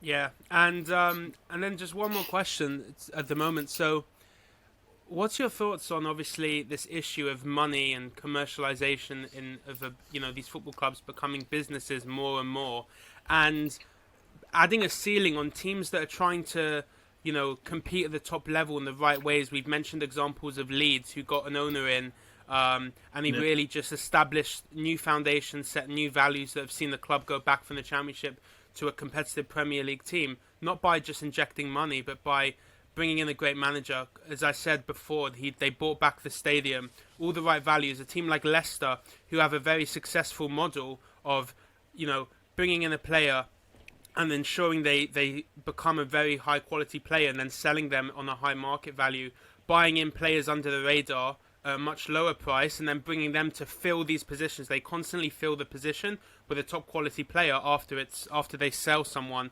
for a large amount of money. But even yourself, who worked on the video analysis side, all these examples of teams trying to compete and become a top level side by finding different ways to do so. So video analysis is one way. We've seen the growth in football analytics, a team like Brentford who are looking at the analytics more, like that Moneyball example we've seen, that great movie, trying to kind of identify players that are undervalued, bring them in and either, promote them into your side or potentially sell them when their market value, goes high. We've seen with Ollie Watkins, we've seen with Ben Rama. All these teams trying to find ways to differentiate themselves. But then you've got this issue where no matter what you do, it just comes down to money. A team like Man City, who an owner comes in, injects an insane amount of money, and that's what brings them to the top. Nothing really, impressive about it. Just someone willing to spend a lot of money. So, I mean, is it concerning? Are we too far down that road where there's really no coming back in terms of commercializing football? That's a really, really tough question, Morgan. But I'm highly worried about the way that the big clubs are going nowadays. And you mentioned Man City. That's certainly the role model of a fully commercialized football club. I mean, the club itself was established in England. It's a club, in German we call it Traditionsverein, a traditional club. But the money from the investors, it changed the entire structure. But at the end of the day, it's the perfect example that money cannot buy you success or trophies at the end of the day. And football became a business. And I mean, I follow the sports since I'm an infant, 5 or 6 years, and it became a business, obviously. And it's unstoppable. But you mentioned Brentford, which is actually a perfect example that you can do business with a deeper sense and not wasting money. Using helicopter money, and that's what's going to happen. And in the first podcast that we made, when you asked me about football in Germany, since we don't have that investor structure, because due to the 50+1 that you mentioned earlier, investors cannot take over a club. It's a highly risk that we will fall back behind if you are not creative enough to compensate the cash flow of the other teams. Just on that point then of the 50+1, I know I wanted I wanted to make sure I didn't mention the 50+1 till this segment of the episode, as you're the expert on that. We have to be realistic and say, well, the English Premier League is the richest league in the world. They're most popular. They're almost at a level where there's the two semifinals are dominated with 4 to the 8 teams in Europe are from the Premier League. So it's a highly dominated league. However, now if we look at this 50+1 structure, which I'm still not sure how many teams actually go against that in the Bundesliga, because from my understanding, there's Leipzig that I know for sure, but isn't there some other teams that are not 50+1 and are kind of breaking that rule? Well, I was going to say probably best if you could just give like a background of what, because people hear in the news and stuff of kind of what a 50+1 is. Talk about the pros and cons of it and how it currently kind of works in the Bundesliga, because there's obviously teams finding, bending the rules, finding curveballs to the solution where they essentially follow the rules, but they're not actually needing to have the same or be held accountable in the same way as the clubs who are fully following the rules. So just explain a bit more, because I was just telling the other guys here that just last night in England, there was a petition to get the government talking about introducing 50+1 into the Premier League, and it just reached 100,000 signatures, which now means it legally has to be discussed in Parliament. So it's getting a serious topic. So just give us the background, tell us kind of the pros and cons of it. First of all, Morgan, I mean, the German league, the DFL, is setting the bar. So you mentioned Leipzig. There's no way, to find any gray areas to work around that, because otherwise they are taking your license and then you can start to play minor league football. So the 50+1 rule is actually like a law in the statutes of the German Football League, and it says that investors cannot take over a club. So the club has to own 50+1%, and therefore it's impossible for venture capitalist investors to take the majority of the votes. Mm-hmm. Yeah. Does that make sense? Yeah. Mm-hmm. Yes, Perfect. yes. So it's more down to when you say ownership, it's more down to the voting rights. So they can't make any decision as the majority shareholder in terms of having those rights, because obviously it's hard to get hundreds of thousands of fans to have 51% ownership and spread it out, but it comes down to those voting rights so that no decisions can be made without the fans' approval. Yeah, exactly. And those are the statutes, and I mean, an investor can hold 49%, but he cannot fully take over of the club. And German clubs, they have to fulfill criteria to get the license. So if I'm not wrong, we are actually the only league in Europe that has a licensing system, and you have to apply for your license every day in order to stay in the league every year. Pardon me. Which means you cannot have debts, etc., etc. And if you have debts, there are some how do you say it? Not obligations, but you have to work solid with your finances in order to stay in the league. So stuff like in Spain or in France or even England, it's impossible. I don't know how many debts Real Madrid has or Barcelona. About $1 billion. It would about $1 billion, right? It would be impossible in Germany to even compete in the Bundesliga with that financial statement. Impossible. So, which means German clubs are actually forced to operate in a very, very financial healthy way. Right. And I know that there were lawsuits from Hannover 96, and I think FSV Frankfurt, who was actually the first target of the Red Bull company to take over. But the highest court turned it down, and it's German law, and you have to fulfill, the constitution of the league. Perfect. And this is actually like a really, really good thing. But because if you take Bayern Munich as an example, Bayern Munich, you can guess how many debts Bayern Munich has. Yeah. Zero. Zero. So Bayern Munich is the perfect example of a perfectly run organization. Yeah. I mean, they were early adopters, first movers, whatsoever. I mean, you can use a gazillion startup terms for that, but they were like seeding the right structures, bringing quotation mark sponsors as investors in, who of course have the part of the club, but they're getting a return on investment, and they build their own arena with their own money, and they are not doing or not buying players that they cannot afford. Yeah. Yeah, No, so 100%.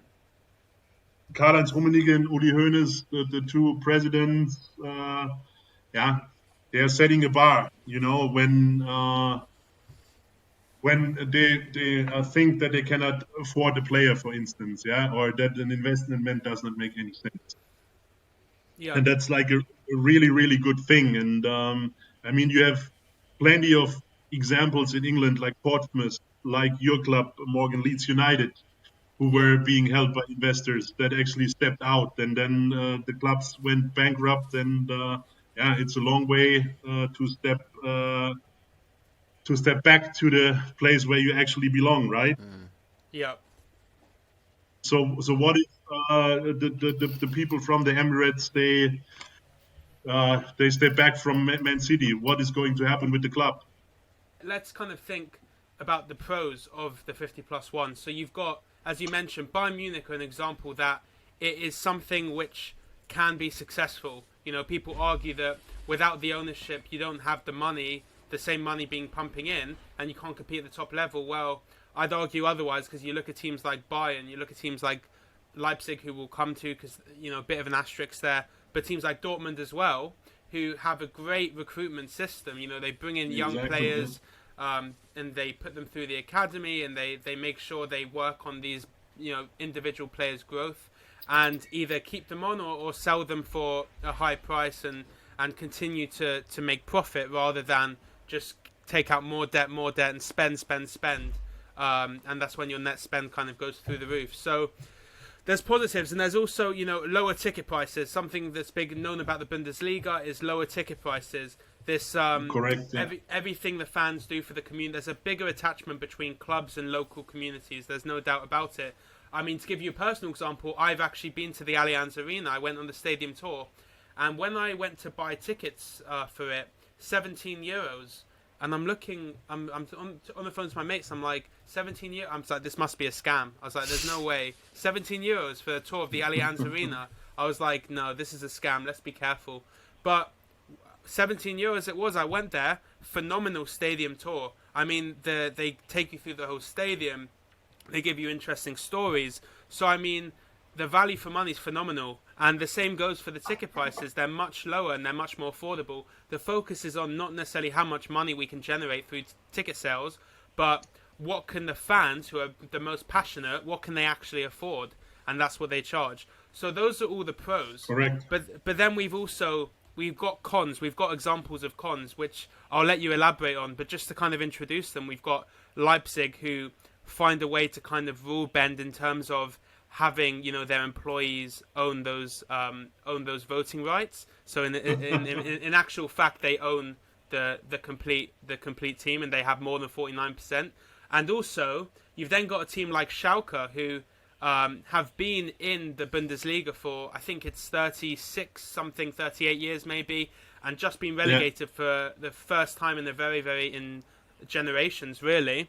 And a lot of people are saying, I don't know the ins and outs, but a lot of people are saying that's down to a bad kind of running of the club by the fans who are empowered by that 51% majority.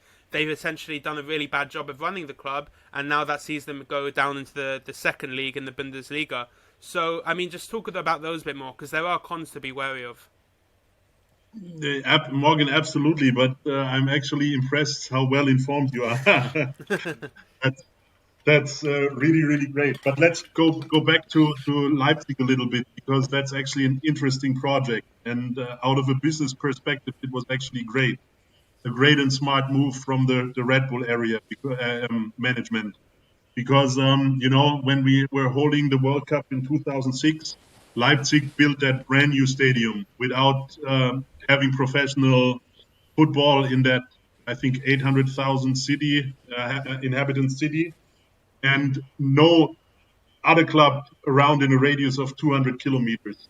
So location-wise, this was like a very, very smart move. And I mean, as for now, they are fully established. Like before Corona, they were selling out the stadium. They can compete on an international level, and they built like a really, really great academy system. And the fruits are starting to popping up.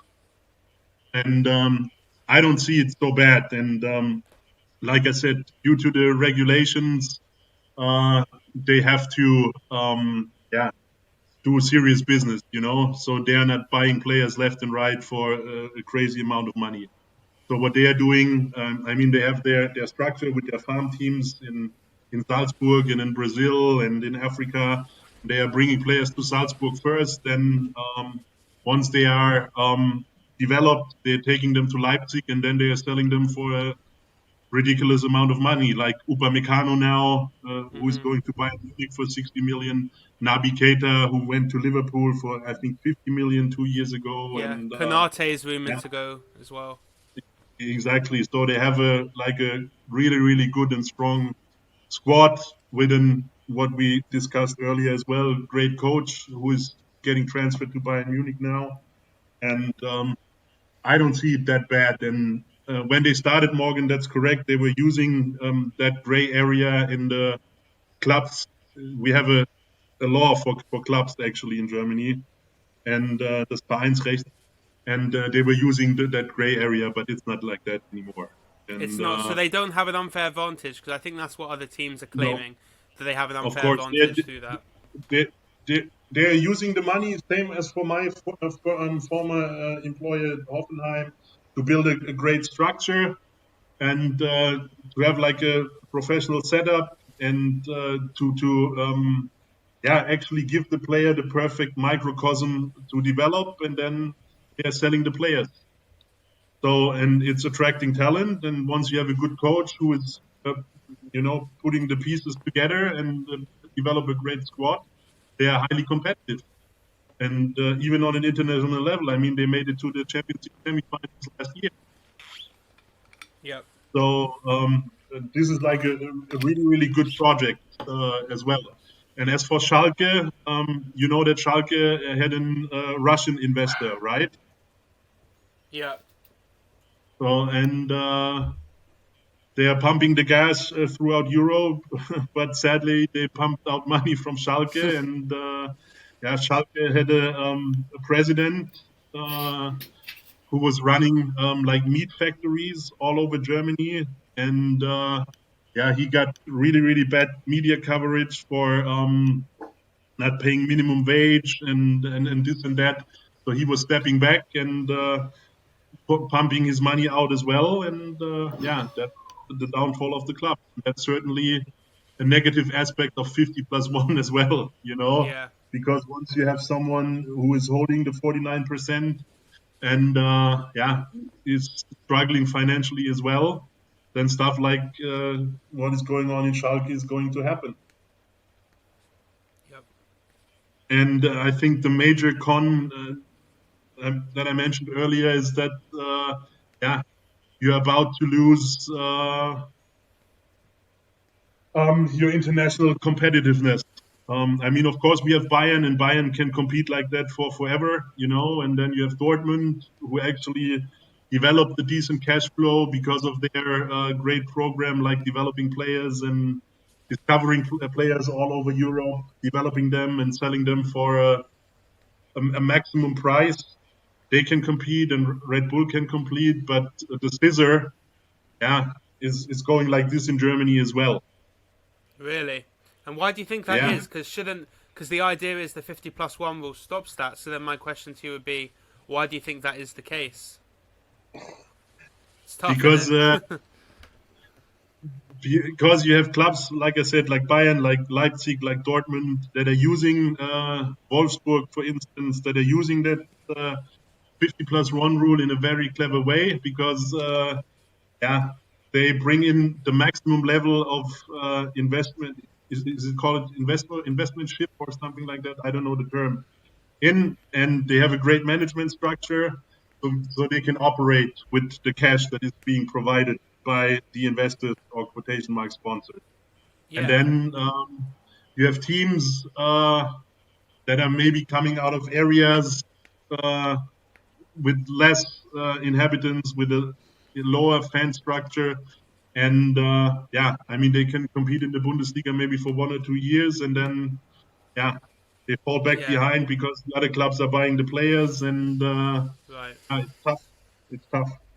Yeah. No, Dan, I want to bring you in on this, Dan. But I just want to say my biggest takeaway from this is that the reason why 50+1 could be successful is because it puts more pressure, more demand on things outside of just money injection. So what's your academy like? What's your development structure like? What's your training like? What's your management structure like? What's your Yeah. connection to fans and community? Puts more pressure on the things like that rather than being like money as the dominator for all. Like, as long as you have money, you're fine. And we want to move away from that, not just in English football, but in European football as well. That would be the ideal.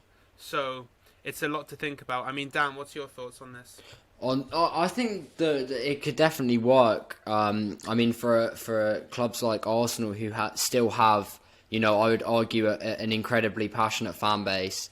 That and a committee that could run it as well. And I think that I don't even want to talk about Arsenal just because I support them, but I think it's a perfect example of where the owners have simply too much control, and they've taken over to the fact where that you've got two people that are sat there running the club, a father and son duo, Josh and Stan Kroenke, who barely turn up to games. There's no interest there. They have interests elsewhere. And, part of me, when the episode started was like, well, at the end of the day, football is a business. And as much as it is a business, it has to be about the fans because they are the ones that put money back into the club. So I think it's a good idea, and it would eliminate situations at Arsenal and many clubs and other clubs in England as well. It could eliminate the possibility of these owners having just way too much control to the point where season tickets are like, you're starting to look at four figures for a season ticket, which is a joke. So, that's where 100%. I stand on it, really. Absolutely, and this is a crowding out effect for the real fans, and in Germany it's a really, really great plus. Like Morgan mentioned earlier, that the tickets are affordable, and that the fan as a customer is still in the center, of the management activities. And in England, you predominantly have like popcorn people that are coming to the stadiums, especially for the big clubs. Exactly. And entertainment. I love that, popcorn people. And this is not the way it should went. I mean, both of you are residing in England, and it's obvious that you go to the stadiums. And last time when I went to Anfield, I was shocked. I mean, you have the COP. This is where the real supporters are at, and the season tickets are getting inherited. But 3/4 of the stadium, don't get me wrong, people from Japan, from Germany, who are buying scarf in the merchandise store, pretend that they are fans, and after the game they fly back home. It's true. Yeah, and this is the thing. This is the thing, right? We don't. I personally, and I think I speak for, we don't have a problem with someone having ownership, full power. It's the people who are in those positions that is a concern, that is getting to the point where not just us in this podcast, but the whole country, the whole continent, if you will, is saying like it's not good enough. It's not good enough because of the people. If we had, if someone at Arsenal was someone more like Daniel Ek, the CEO of Spotify, looking to buy the club, where he's an Arsenal fan, so you feel even though he's a businessman, he has a lot of money, he's always going to put the community and the fans and the football club first. That's not a problem. Like, then we're happy to give him the control that these owners have.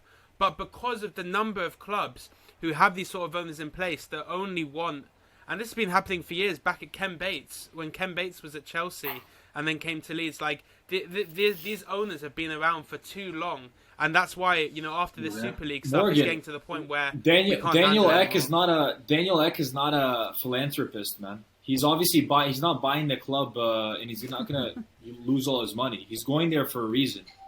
Yeah, but what I'm saying is you can, but I hear what you're saying. But the thing is, with that idea, you can own a club, have a lot of money, and put the fans' interest in everything, because that's what they do in Germany. You can still make money, but still Exactly. have the right values and put the right. What you're saying is, for him to come into the club, he's gonna either have to, like, you know, be selfish and greedy to make money, or, you know, listen to the fans and put the football club first and lose money. But there's a middle ground. There is a middle ground where you can make money but also have the right values installed.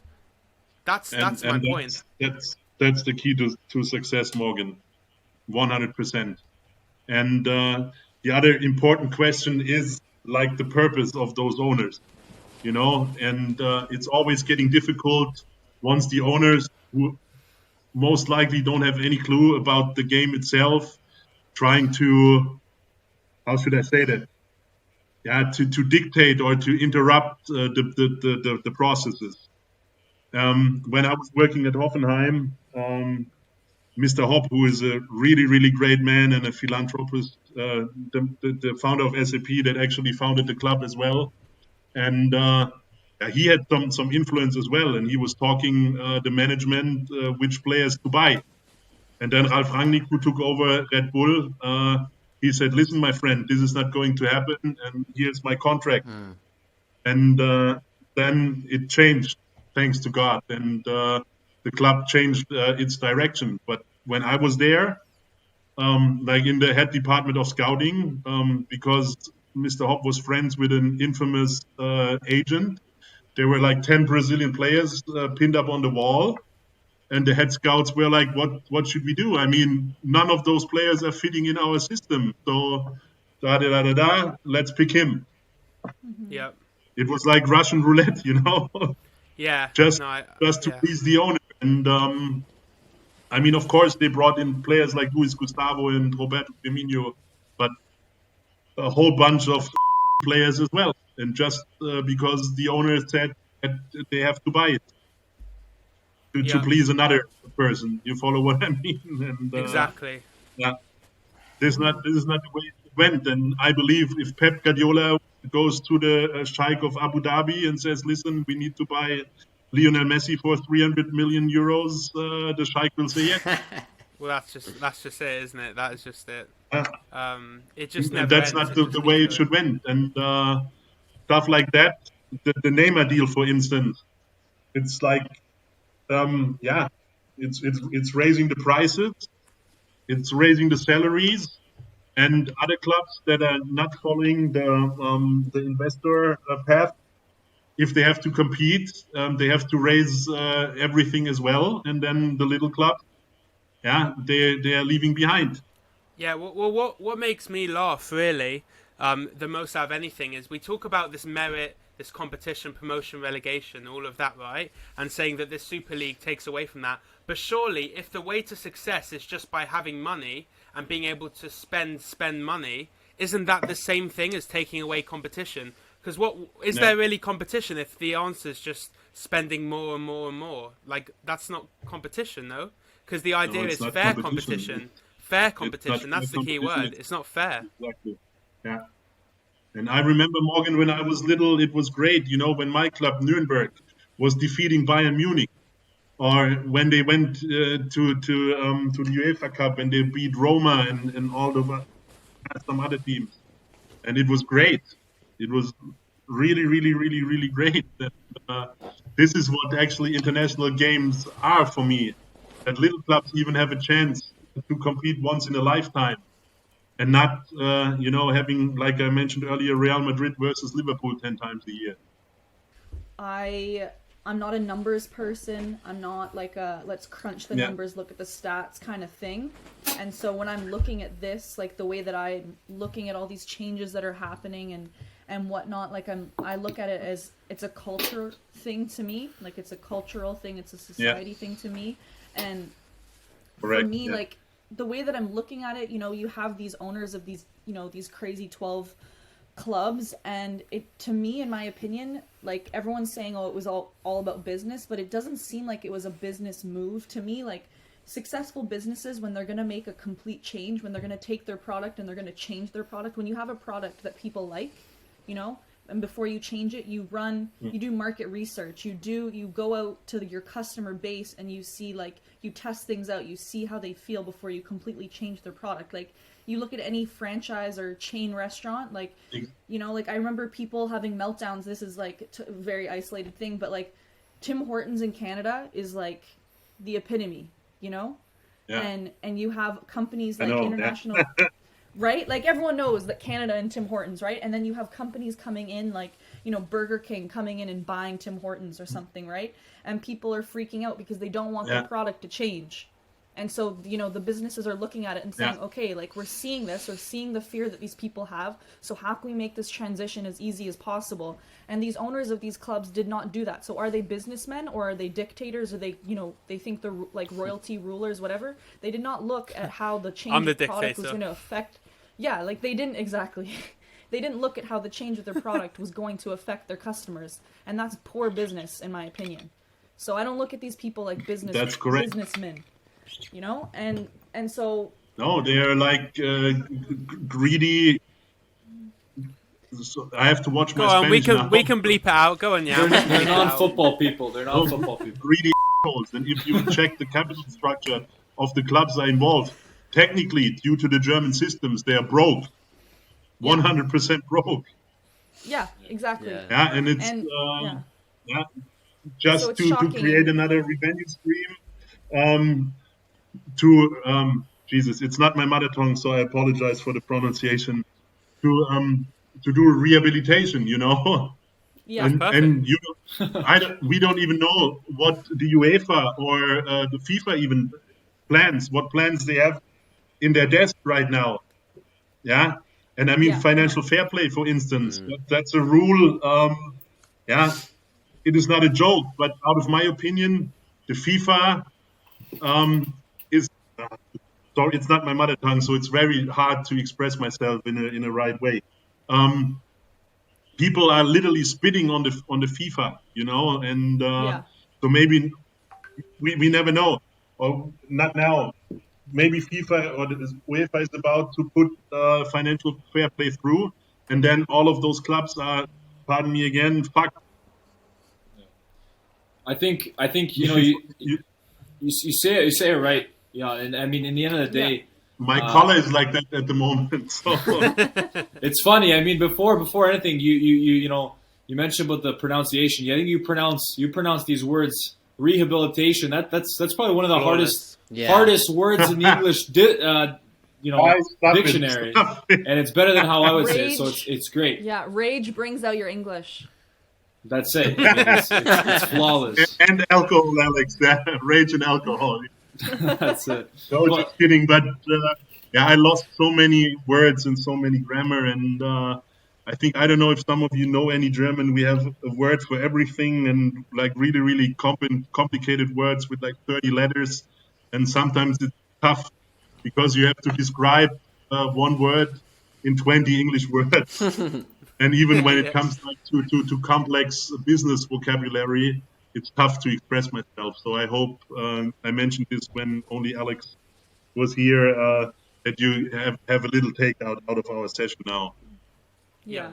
Well. I mean, in the end of the day, I think it's you speak better than all four of us would, especially, and that's not your mother tongue. So that's impressive. I think when we look at it, you mentioned something, and I think we've spoken now with 3 different guests today in this episode, and talked about about the Super League in a lot of different perspectives. We still haven't talked about potentially, the UEFA and FIFA are coming out of this like heroes. However, UEFA are basically the same as those owners, like you mentioned, basically, non-football people that are not watching football, that are not engaged with it. They're just like, as Alex said, there definitely wasn't any market research there because they thought, they control everything, like maybe the dictator would think. So I think there's a lot of talk about, but overall, I mean, it's been interesting hearing about this, your side of it and a football purist side, because I think in Germany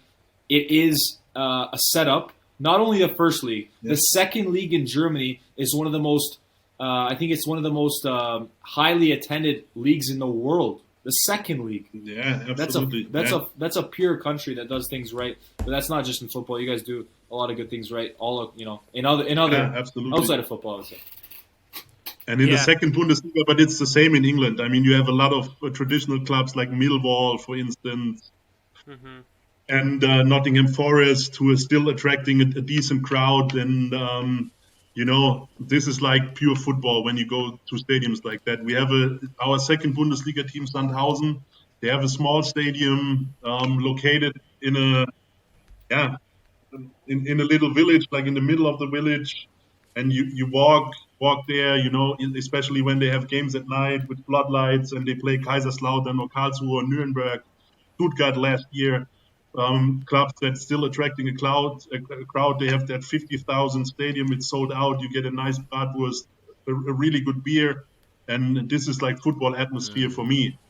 Yeah. You can have your beers in your seat in Germany, right? You can have your beer in your seat as well. Exactly. Yeah. It's a game changer. Yeah. Wow. Yes. Absolutely. So you soak up the atmosphere. But in Germany, I mean, Morgan, the Allianz Arena is a really, really great stadium, but for me, it's too plastic, if that makes sense. Yeah, so I know what you mean. Bayern had that great stadium before, the Olympia Stadium in Munich.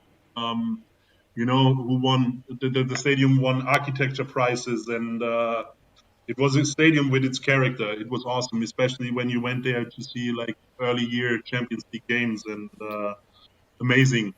So it's the stadiums are more designed like event locations nowadays, but in the second Bundesliga, you get that real, authentic, traditional football flavor. Yeah.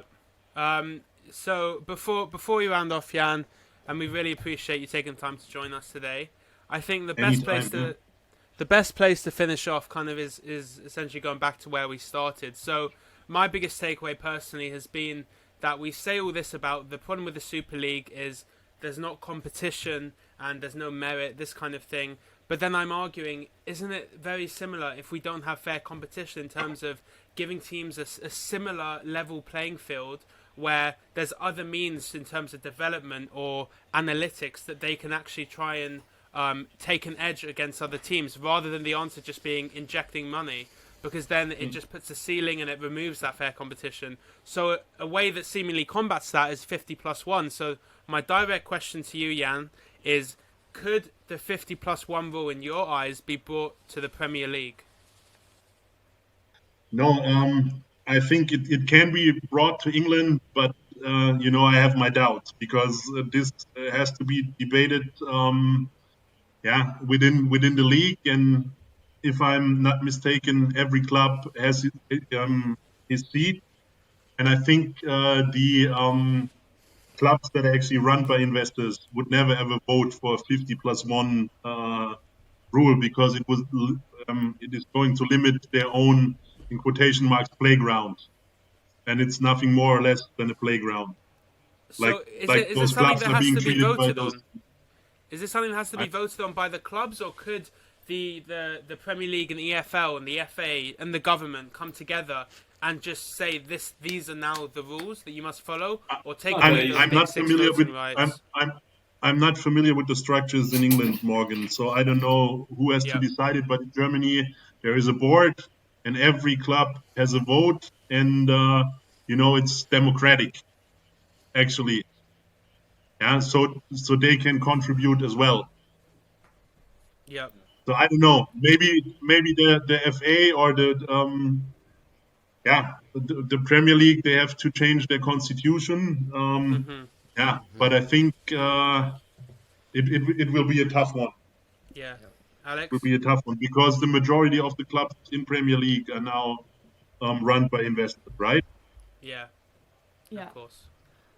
I think just touching on that point of who needs to be spoken to, who needs to make the decision, like they need to be very careful if, you know, the governing body wants to make this decision and just kind of, you know, speak as if it's the new law. Like they have to be careful, because one of the things we've been talking about throughout this episode as well is these owners went and made the decision and did not discuss it with the players, didn't discuss it with the managers, and that was a big issue. Lots of people had issue with them just deciding for the, you know, these organizations, these clubs. So if they, you know, the governing body goes and does this, makes a decision and doesn't take into consideration like how that's going to trickle down, I feel like they might have people pushing back on them. They might have owners that are, you know, even more motivated to start different leagues or like leave, you know, so they have to kind of approach it in a very political way, because you can't go and do exactly what pissed you off about what the owners had done, just making decisions. Yep.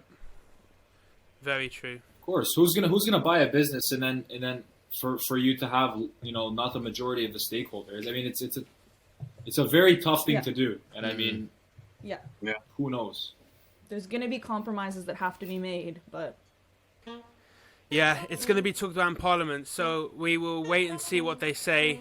Jan Henner-Lewis, thank you so much for joining us. This has been a fascinating TFF episode. We've never had kind of guest dropping in and out before on a debate episode.